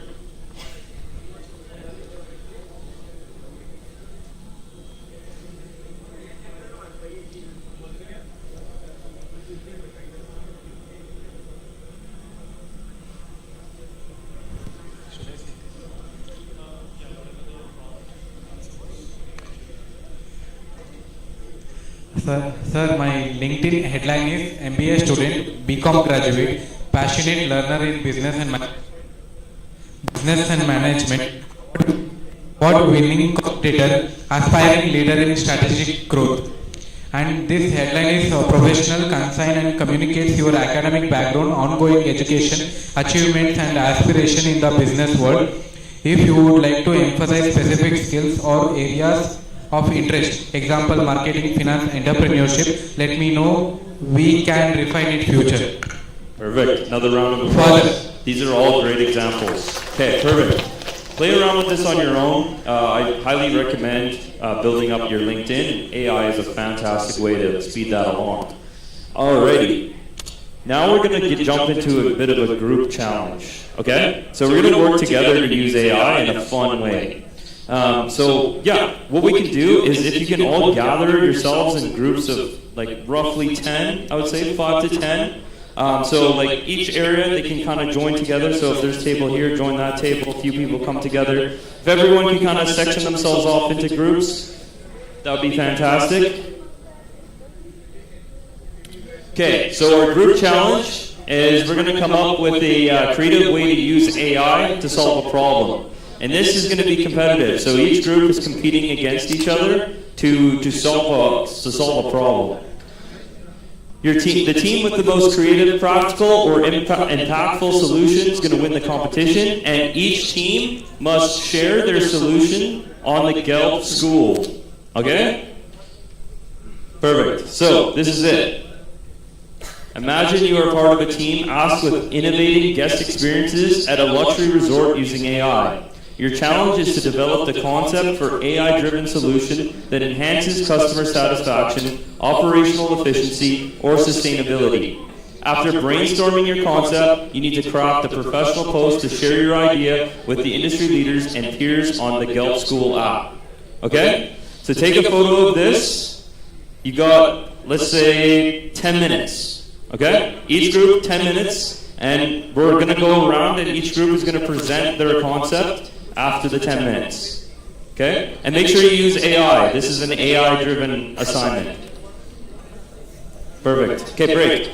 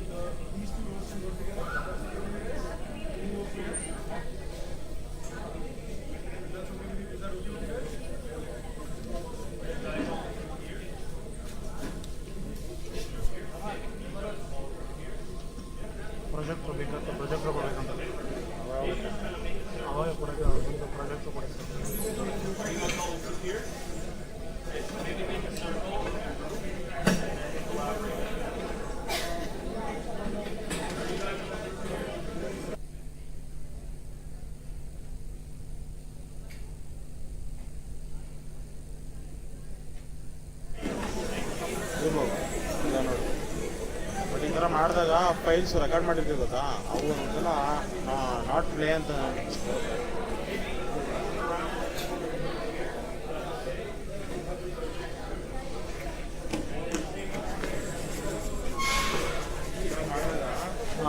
Files ಏನಾಗುತ್ತೆ, ಅನೇಬಲ್ಡ್ not to play ಅಂತ ಬರುತ್ತೆ. But recording ಆಗಿರುತ್ತೆ.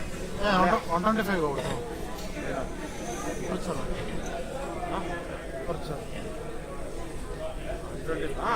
ಏನು blink ಆಗ್ತಾ ಇರೋದಲ್ಲ ಬಿಡು, ಆಗ್ತಾ ಇದೆಯಾ?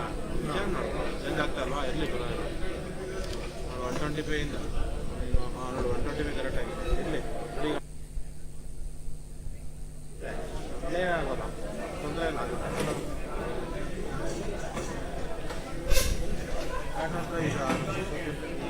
ಈಗ ಆದ್ಮೇಲೆ ಚೇಂಜ್ ಮಾಡ್ಕೊಬೇಕು. 39 ನಿಮಿಷ ಆಯ್ತಲ್ಲ, ಬರುತ್ತೆ.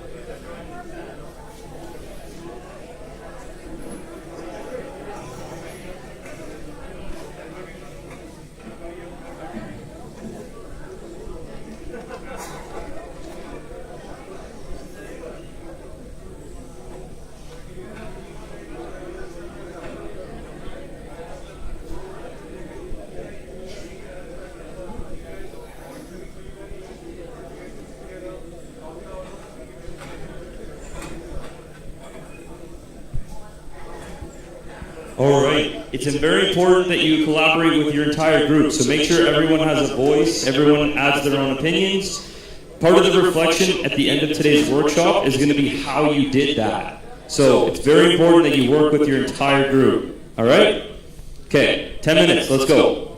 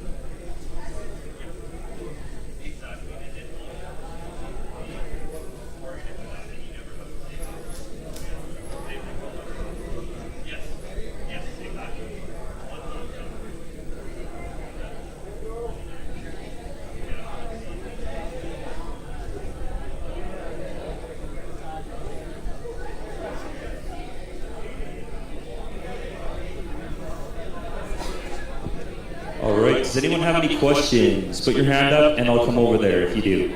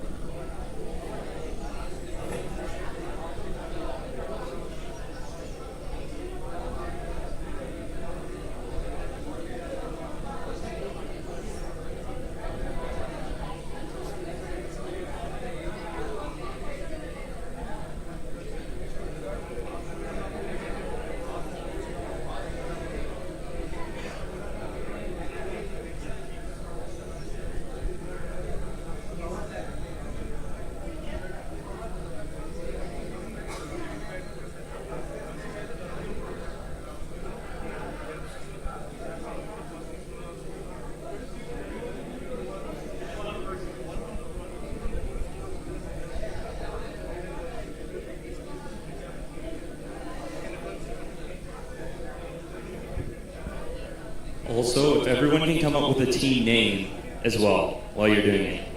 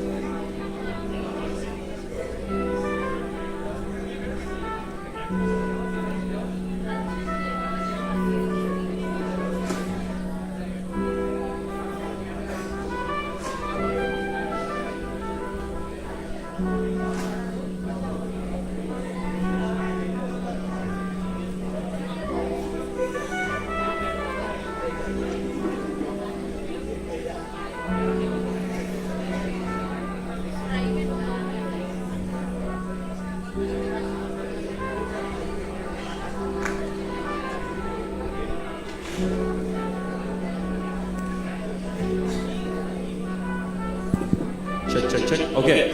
All right, everyone. 5 more minutes, and then we'll do presentations. 5 more minutes.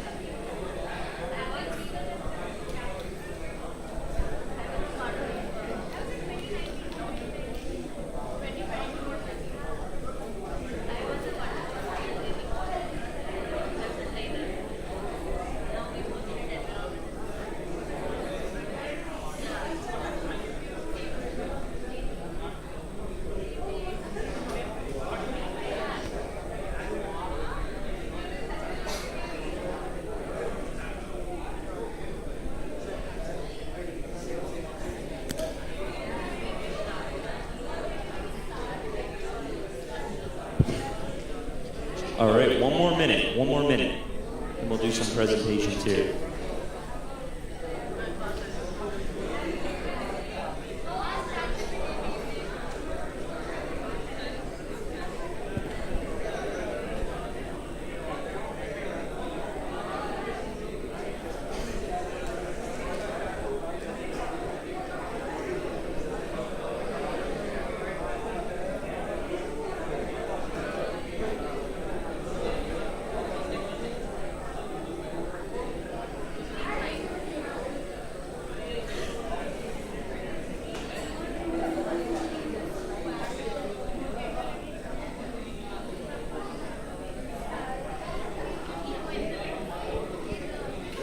Alrighty, let's do it. So who would like to present first? Any takers? Let's It's more fun if someone chooses for me. So who would like to? Gonna wander around here and see who. Pratouche. See if you find someone here. Any takers? Yeah, maybe this table in front of Pratouche. There we go. Perfect. Round of applause, first table. All right, give me your team name first and your names. So we are called visionaries. Our post goes like this: the future of luxury, wellness, technology. Wellness, technology, and sustainability redefined. Redefining luxury resorts, wellness, innovation, and sustainability. Imagine a resort where your wellness is personalized, your comfort is anticipated, and your stay leaves a positive impact on the planet. With AI-powered concierge services, real-time health monitoring, and immersive, eco-friendly experiences, luxury is becoming smarter and greener. From voice-activated butlers to dynamic staff allocation and sustainable resource management, the future of hospitality is here. How do you see technology and sustainability shaping luxury travels? Perfect. Round of applause for this team. That's great. I like the idea of you analyze the guest experience. Okay, let's do this table next.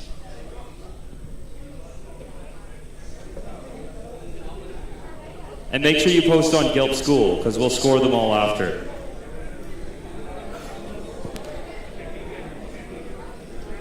Okay, we'll come back to you guys. This group here behind, let's do them. Any takers? I want to hear from you. This is the most fun of the activity. I want to learn from the students too.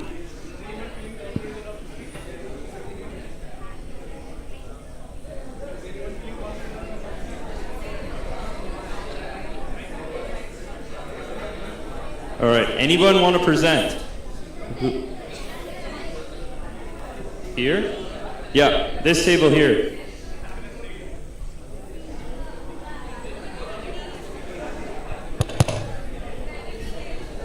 Awesome. Team name and your name.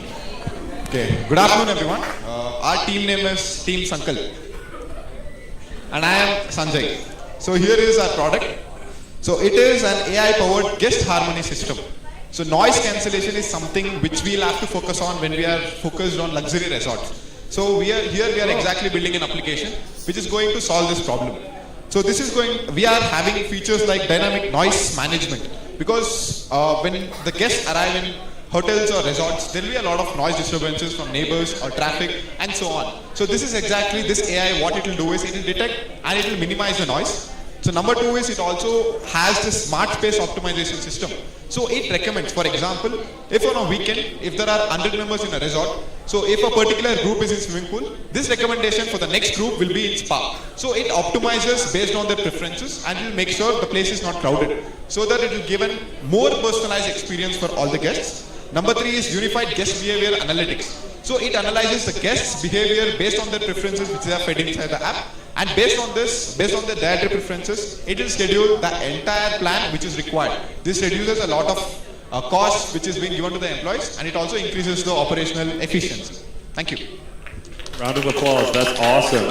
And great example using AI to analyze guest experience. Actually, fun fact, a school GELP visited in Mexico was actually doing this in the classroom to analyze student stress and how they were feeling. So really practical, great job team. All right, who would like to go next? Here? Okay, perfect.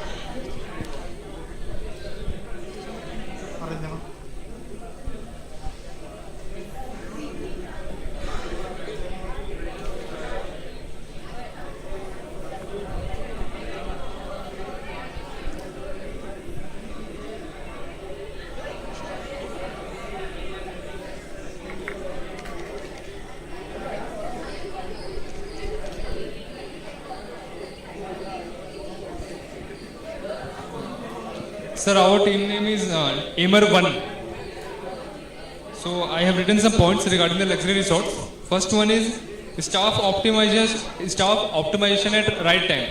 Suppose we are in the resort and sometimes we need some necessary things, and on the right time we can't find that things. So by using the AI technology, it can help the staff to optimize their efficiently optimize their staffs so they can available at right time anywhere. And sir, second point is guest feedback through allotted room tablets. We will provide tablets in separate rooms for all the guests. So when they're checking out when they check out from the resort, so they can fill the feedback form, and it can help us to drive more customer efficiency in the upcoming period. Perfect. Round of applause. Great job. Yeah, utilizing feedback data to create a better guest experience. That's awesome. This team's ready? Yep. Perfect. Name and team name.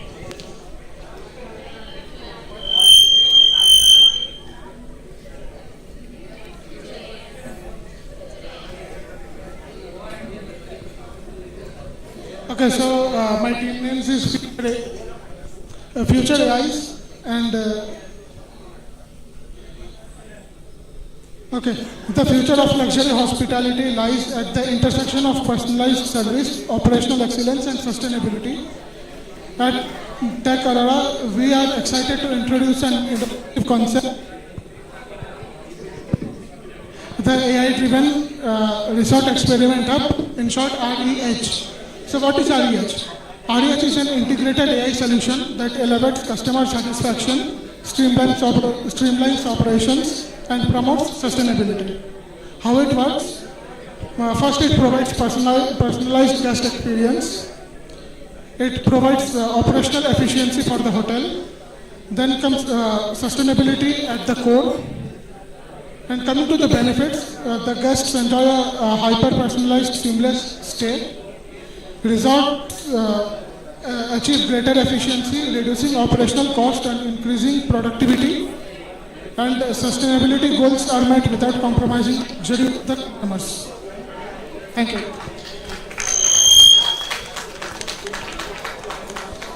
Great job, team. Great job. Okay, who's next? Over here? Perfect.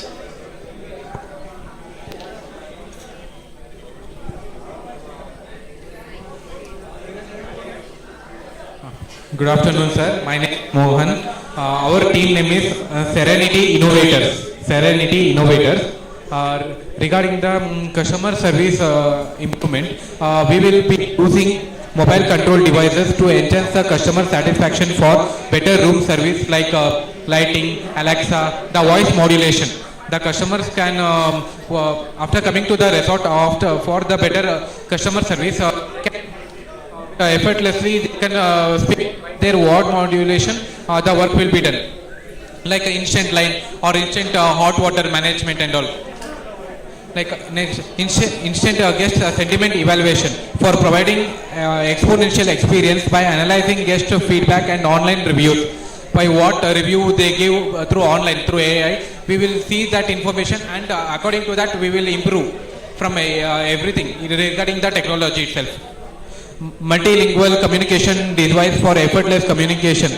Like they don't want to be in stress while communicating with us. If they need anything, by AI, they contact us. And in easy way, we will make sure everything will happen for the customers.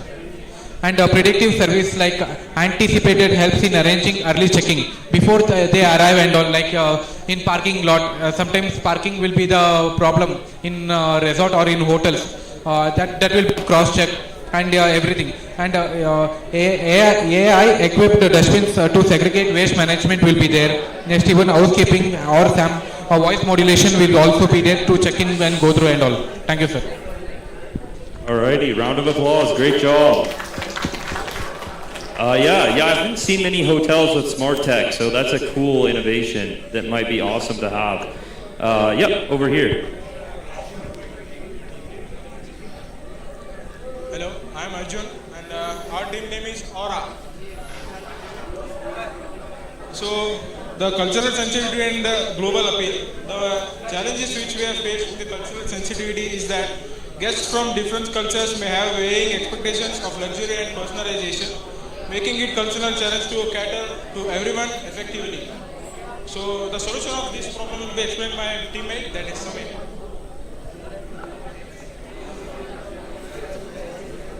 So develop a system that adapts to a cultural, so basically a global changes, offering a localized recommendation and customizable options to people from the different locality or different locations.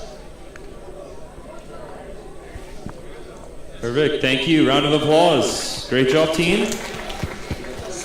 Yes, there was a hand over here somewhere. Next group, right here. Someone from this team wanted to add. Oh, yeah, go for it. Go for it, real quick. Sorry, sir, but last point I would like to add regarding the food service. By using the AI technology, can serve the food like in kitchen.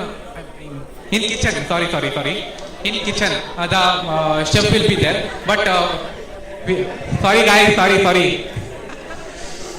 Like, sir, for example, in kitchen the chef will be there, but through AI robots, through the Wi-Fi connection or through the Bluetooth like that, the robot will make the food. They will make the food and they will serve the food under the guidance of chef. What the programming has been made regarding that. Thank you, sir. Perfect. Thank you for adding that. Food service is a huge part of the industry, and I would add looking into food waste too, adding to that. Let's go this group here. They had their hand up. Yeah.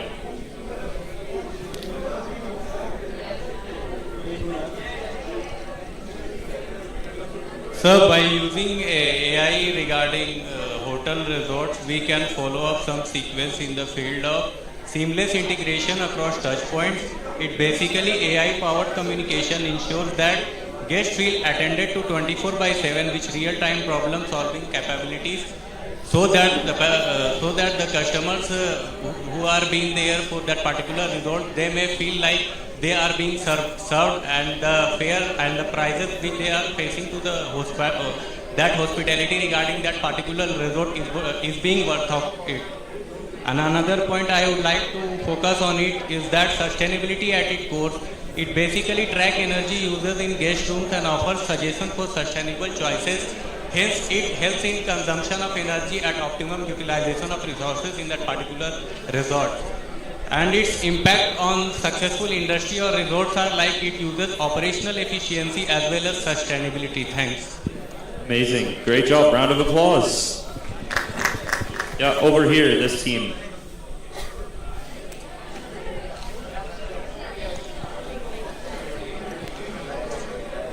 Hello. So, good afternoon. My name is Ankita and our team name is Aura. It's a name of a resort that what we have kept. It's Aura. So here, like our tagline for our resort is where AI meets luxury for an unparalleled experience. Now, what are the features that we have installed in our resort? First, a green corridor powered by AI. So what will happen there? Like when the guests will arrive through this AI-driven corridor, there will be an intelligent CCTV system which will identify the vehicles using only electric energy. So that's what only electric vehicles will be permitted, ensuring that we uphold our commitment to sustainability and environmental responsibility. And this initiative will be our ongoing efforts to create a carbon neutral and eco-friendly environment. So this is the first thing that when guest is arriving or entering into a resort, and then there will be an effortless check-in with smart navigation. Now there, once the guests arrive, the check-in process is faster than ever. After the guest will receive the room key and the number, an automatic navigation system will guide the guest directly to their room, ensuring a hassle-free journey to a personalized sanctuary. So there will be a automatic driven system, navigation system, which will navigate the guest towards their room. And now once the guests enter the room, then they'll experience a future of comfort. Like we have also integrated AI technology into a room where the room's lighting and the temperature will automatically adjust based on the guest's body temperature, and that providing the guest with an optimal environment from the moment you enter. Like the moment guest enters, the light, the setting of the lights or the temperature will be according to the temperature of the guest. Like that, there is also an AI system installed inside the room which will analyze the guest temperature and will set accordingly. Then there will be a personalized AI assistance. Like each room will be having a personalized AI assistance where it will learn and adapt to the preferences of the guest, like their dining experiences, the food habits, the nature. So what our AI assistants will do, our assistants will be helping the guest organize the next day's itinerary. Like the next day when the guest gets up, maybe it will be scheduled or everything will be scheduled according to the guest preferences. That what our AI has analyzed already, the day they have entered. Then there will be a sustainable fitness with AI-powered gym equipment. Now, if our guest is, a fitness freak, then our state-of-the-art gym incorporates AI-driven fitness equipment that not only adjusts to the guest body's needs but also generate energy. Like the equipment we're using in the gym or the guest will be using, the energy will be restored and recycled to continue like the gym equipment for the next operation. So the future is here at Aura Resort. We are blending luxury, technology and sustainability to create a one-of-a-kind experience. So from green corridors to AI-powered rooms and sustainable fitness solutions, every detail is designed to elevate our stay while preserving the planet. So that is our idea. Amazing. Round of applause. I love the note about improving efficiency with check-in. That could save a lot of time. Now, I know we're running out of time here. We have one last hand there. Just go really quick because we have to move on to our next thing before we do closing ceremony.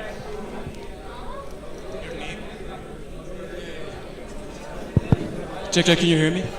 So our team's name will be Elevate and Innovate. So we're integrating AI like any other people, so it's almost going to be the same. So what makes our resort or our team different, or basically our MVP, is we're employing a system, a gamification system, where of course we have AIs in every room. They're monitoring even the guests, well, with their consent of course. So when they do like little bits or little details of like sustainable practices, like throwing things in the dustbin or like trash can or stuff like that, the video, they can capture those little details, and then we reward the customers. It gives them a feedback of whatever they have done, and we reward the customers like through like maybe vouchers, gift cards, or even discounts.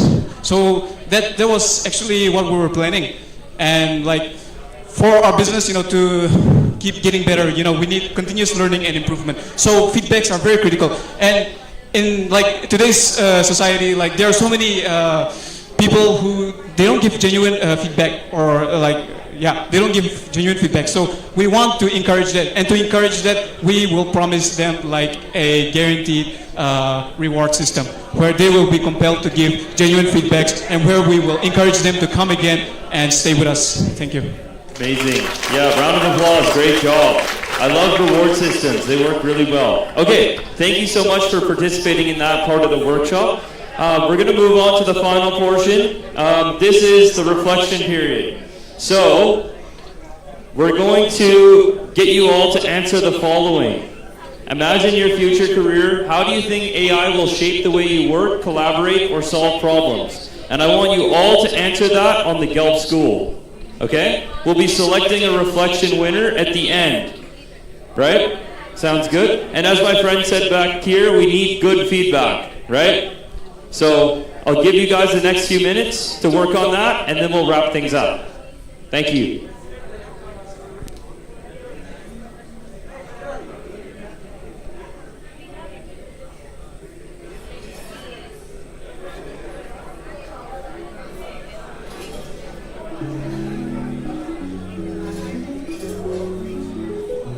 Alright everyone, can we please have a round of applause for Curtis, our workshop presenter? Thank you so much everyone for being so patient. I know it's not easy to stay focused for such a long time, but everyone was really helpful. Everyone was super cooperative, so thank you so much for that. As long as you guys fill in the reflections, we will be good to evaluate as per Curtis is going to evaluate all the reflections, and we're going to have a winner for you in the closing ceremony. So a round of applause for every one of you as well. Thank you. Also, feel free to incorporate AI into your reflection, like I said. Just make sure it really utilizes AI in the way we talked about. You want to include the context clues as suggested. So yeah, you have the next like 10 minutes or so to prepare that, and then during the closing ceremony, we're going to announce a winner. Thank you so much. And also, if everyone could turn their chairs back to the way it was as well, that'd be great.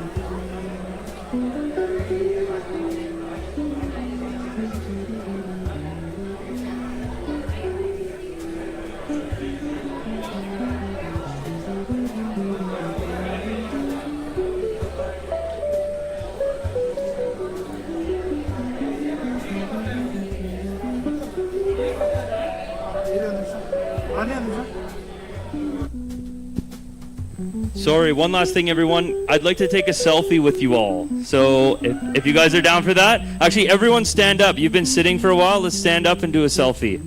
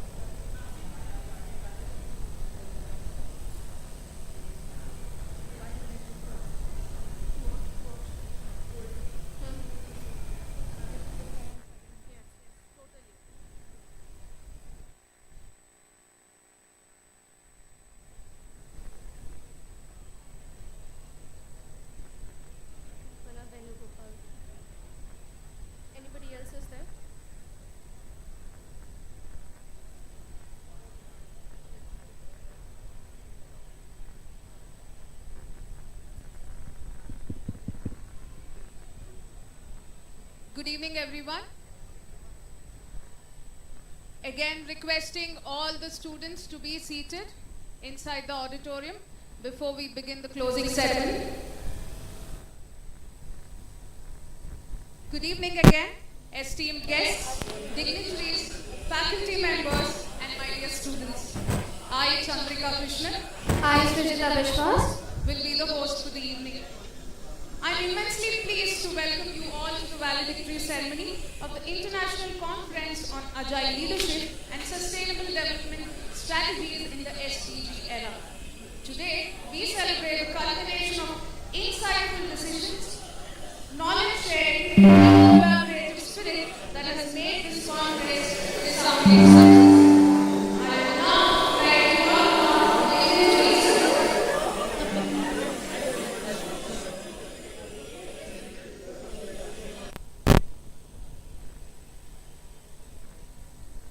Apologies. I would now like to call upon the dignitaries, Dr. Omar Kareem, Dr. Lindsay Passmore, Dr. Bob Dytmus, Dr. B.M. Ramamurthy, Dr. Jai Prakash Reddy, Dr. Hemant Kumar S., and Dr. Kalpana Venugopal on the dais.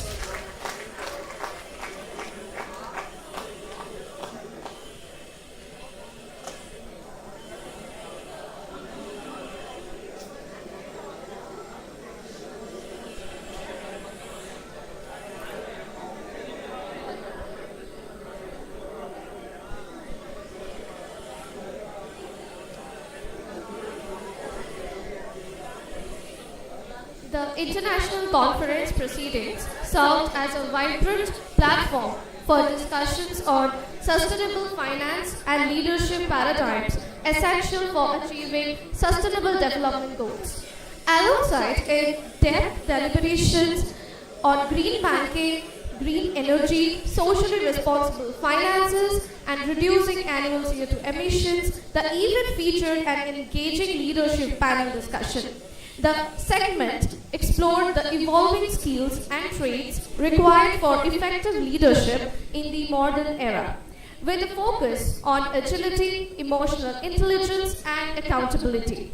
Leaders emphasized the importance of bridging generational gaps through selfless deeds, unlearning outdated practices, and learning innovative approaches to adapt to continuous changes. These transformative leadership strategies were framed as vital for guiding terms and also diverse backgrounds towards shared objectives in sustainability and development.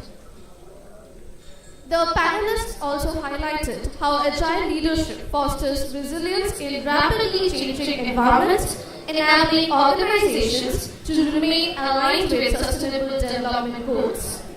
Discussions delved into the significance of emotional intelligence in nurturing inclusive workspaces and promoting collaboration across generation and cultural diversity, and the role of continuous training in equipping the leaders to navigate challenges and inspire accountability within teams was another critical focus.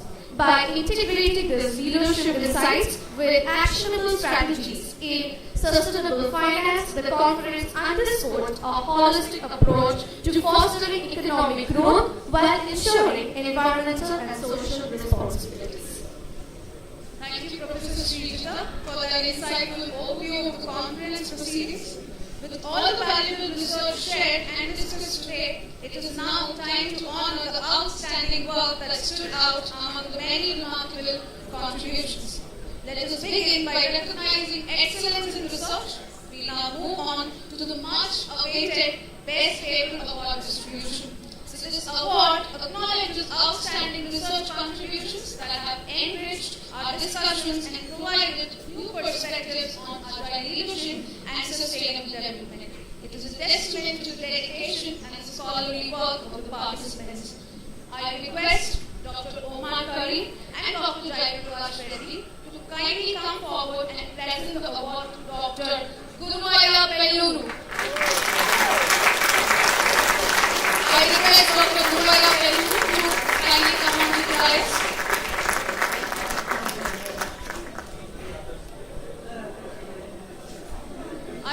also request all the other authors of the research paper to come onto the dais.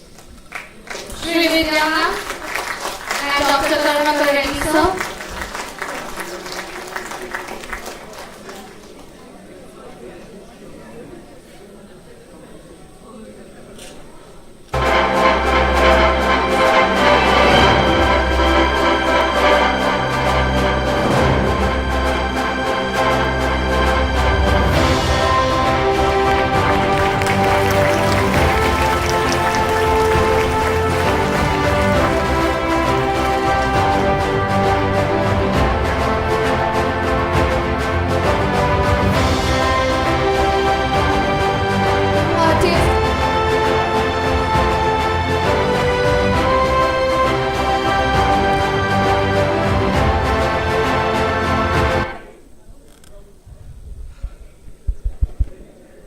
Heartiest congratulations to our award winners. We would now like to invite our Best Paper awardee, Dr. Guruvaya, to share a few words with us. Dr. Guruvaya, please do come onto the dais to share a few words. Please.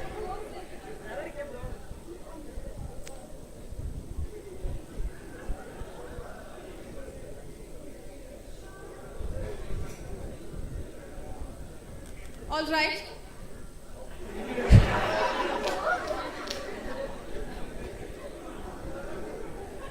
Dr. Guruvaya, please do come onto the dais. Please.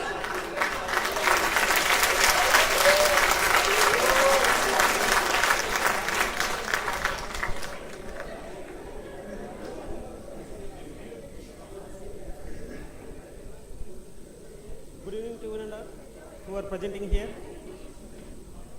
Thank you for giving this an opportunity to present my research paper here. Thanks to GELP as well as the AIMS. Thank you.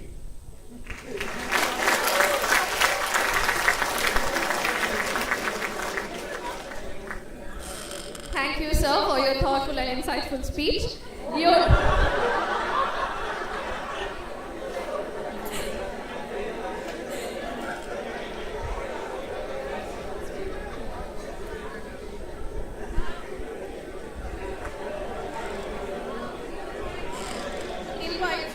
Dr. Jaiprakash Reddy, Head of AIMS Center for Research, to address the audience. Dr. Reddy's guidance and commitment to academic excellence have been instrumental in shaping our research. Dr. Reddy, floor is yours.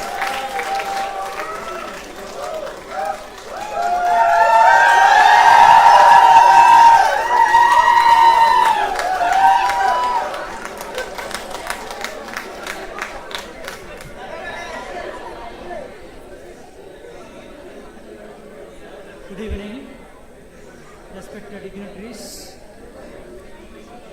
panelists, participants, GELP team, and other organizing team. It's an honor to address you at the conclusion of the International Conference on Agile Leadership and Sustainable Development Strategies in the SDG era. This gathering has been an inspiring confluence of ideas, innovations, and action plans, and it truly reflects our shared commitment to addressing global challenges with agility and sustainability. Allow me to begin by expressing heartfelt gratitude to all our speakers and presenters for their enriching contributions. The knowledge and perspectives you shared have been invaluable, pushing us to think critically about our roles in achieving the Sustainable Development Goals. A special mention to the external research persons, the awardee of the best paper, and all our participants who elevated the discussions with their enthusiasm and insights. Behind this successful conference is a diligent organizing committee and support team whose efforts deserve our utmost appreciation. We thank Dr. Narayan Swami, Associate Professor, Reva University, who worked as a resource person and also as a judge for the best paper decision. This conference has offered a wealth of knowledge on how agile leadership and sustainable development strategies can intersect to create impactful solutions. We have seen how leaders thrive in complexity by embracing adaptability, collaboration, and innovation. Agile leadership is not just about quick decisions. It is about thoughtful, inclusive leadership that anticipates and navigates challenges effectively. The presentations highlighted practices and policies that integrate economic, social, and environmental sustainability. From clean energy initiatives to inclusive development policies, the strategies discussed are both inspiring and actionable. The SDGs are a universal call to action, and it was enlightening to see how research papers presented here aligned with these goals. They remind us that achieving these targets requires both a global vision and localized, culturally sensitive approaches. As we move forward, this conference should not just end here, but spark continuous dialogue and action. Here are a few takeaways of all of us. 1. Let us continue to foster collaborations among academia, industry, policymakers, and communities. Partnerships will help amplify the impact of the idea discussed here. 2. Beyond ideas, let us prioritize execution. Agile leadership paired with sustainable practices is a powerful tool to drive measurable progress. 3. This conference has proven the importance of staying informed and adaptable. The journey of leadership and sustainability is ever evolving, and so must we. I encourage each of you to take what you have learned here and apply them in your organizations, communities, and networks. Share your knowledge, expand your networks, and work toward tangible outcomes that contribute to the SDGs. I thank Dr. Preenandan Reddy, CEO, Dr. Roja Reddy, Executive Director and Principal of AIMS Institutes, without whose guidance and support this conference would have not been successful. I also thank Dr. P. M. Ramamurthy, our Registrar, Dr.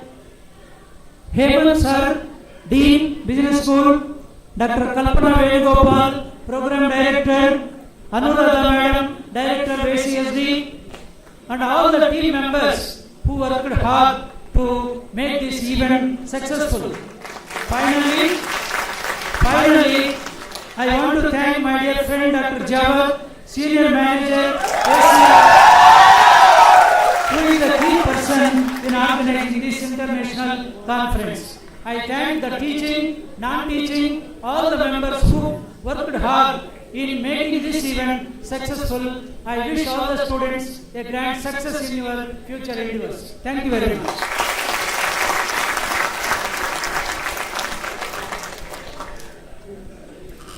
Thank you, Dr. Reddy.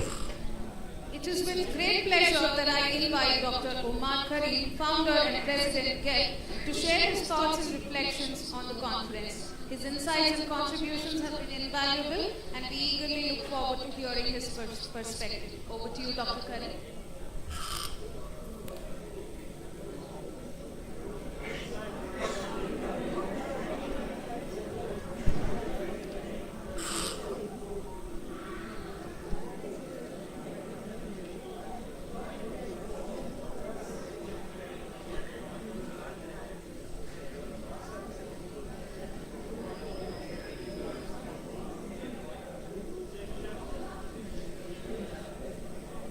I can use this mic, no worries. First off, how's everyone doing? Did you enjoy today? Yes. We also enjoyed today. Let's give everyone a round of applause.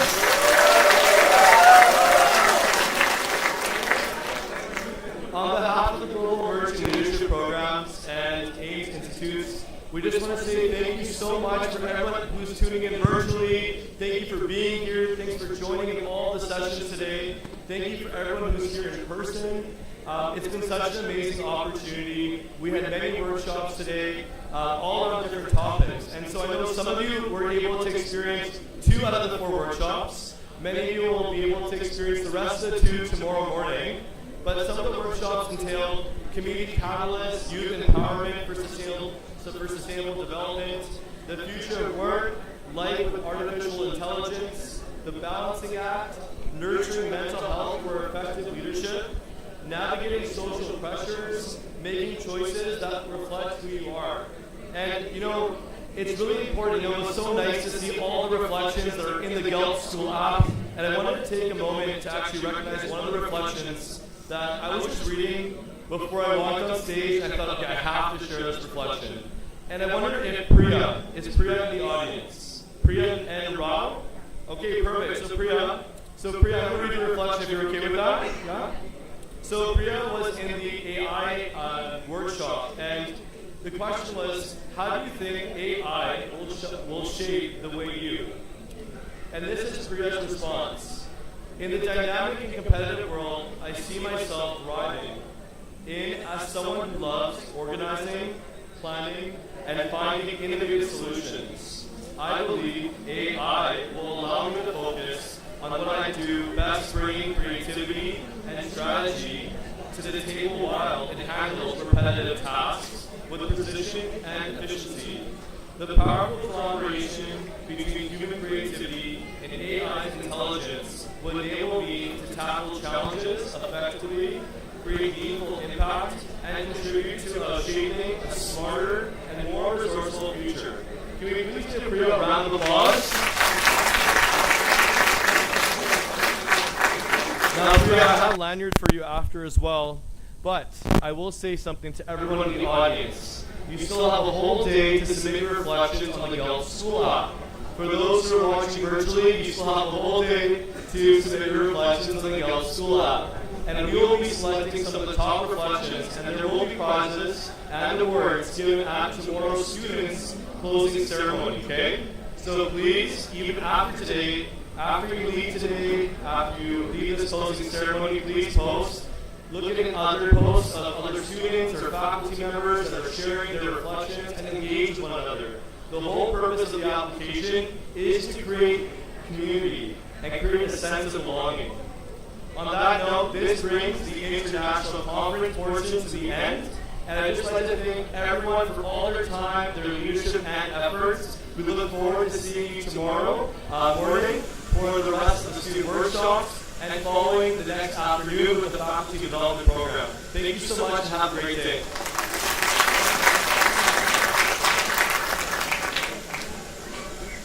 Thank you, Dr. Karim.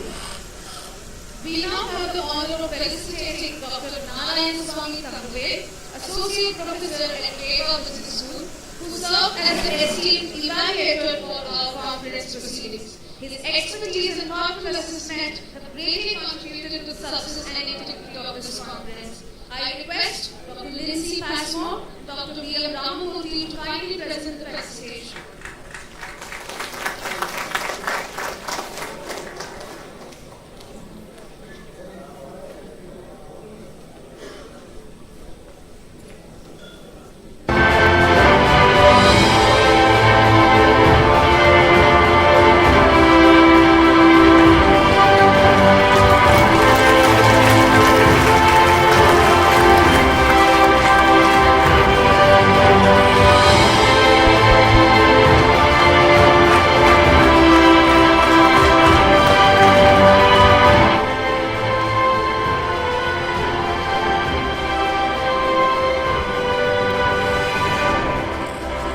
Dr. Lindsay and Dr. Ramamurthy sir for giving us felicitations.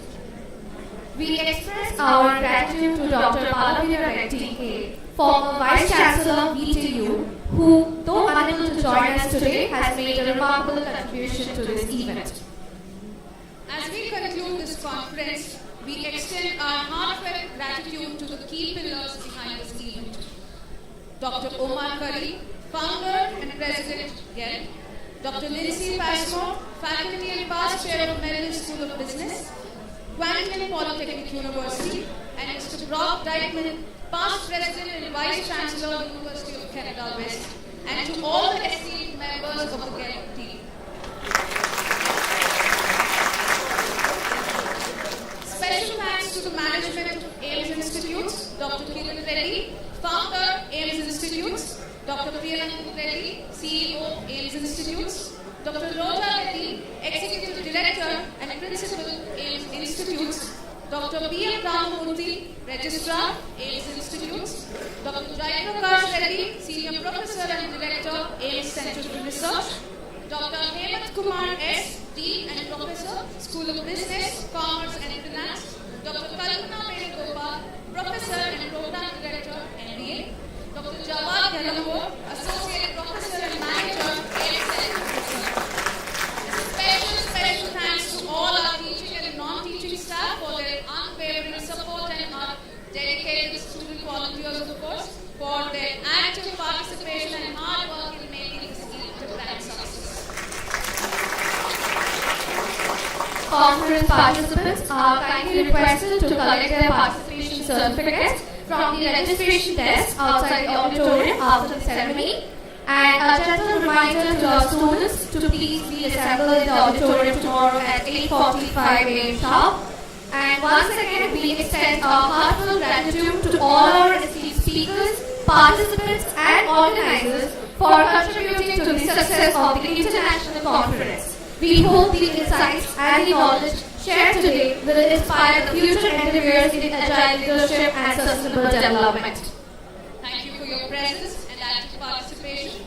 We look forward to welcoming you at future events. I would now like to call upon Mr. Joel to give away the final remarks on the conference. Mr. Joel, over to you.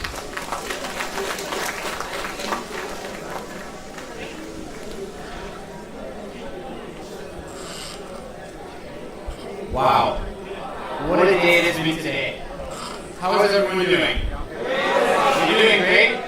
That's amazing to hear. I know it's been a long day. We've been so grateful to be here to participate in this international conference on agile leadership, looking at sustainable development and strategies. So thank you so much for participating with us. On behalf of GELP, I want to say thank you to the AIMS Institute for welcoming us in such a good way to participate in this event. We're so grateful for those that are online. Thank you so much for tuning in. We really hope that we can connect with you. If you haven't had the chance, for anyone that's here or even online, please connect with us. Instagram, Facebook, Twitter, LinkedIn, but more importantly on the GELP School app. That is going to be your place that you can see what's happening on an international, on a global level, being able to take your leadership to the next step. So we really encourage you, if you haven't posted yet, for students that are going to be attending tomorrow's sessions, we ask that you post it in there because you still have a chance to win some prizes. So we would love to present those to you. And as we come to a close, one thing that I would like to do that has been something that we do here at GELP with our conferences is that we like to take a group selfie. Would everyone like to be able to do that? Wonderful. For those in the crowd, please stand up. For those that are on the stage, if you can please make your way just a little bit forward. We're going to do a group selfie to close this conference out, okay?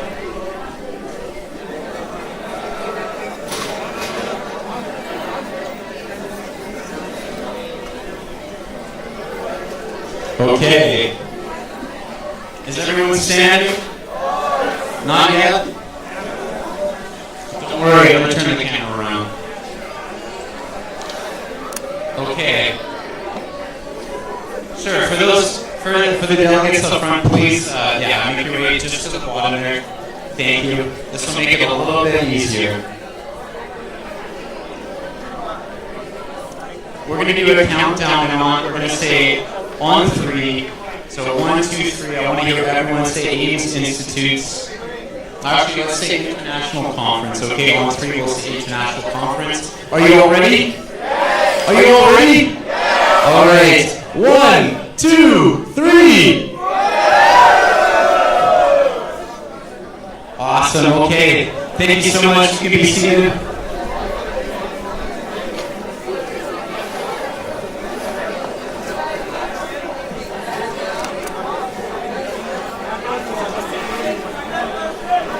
Wonderful.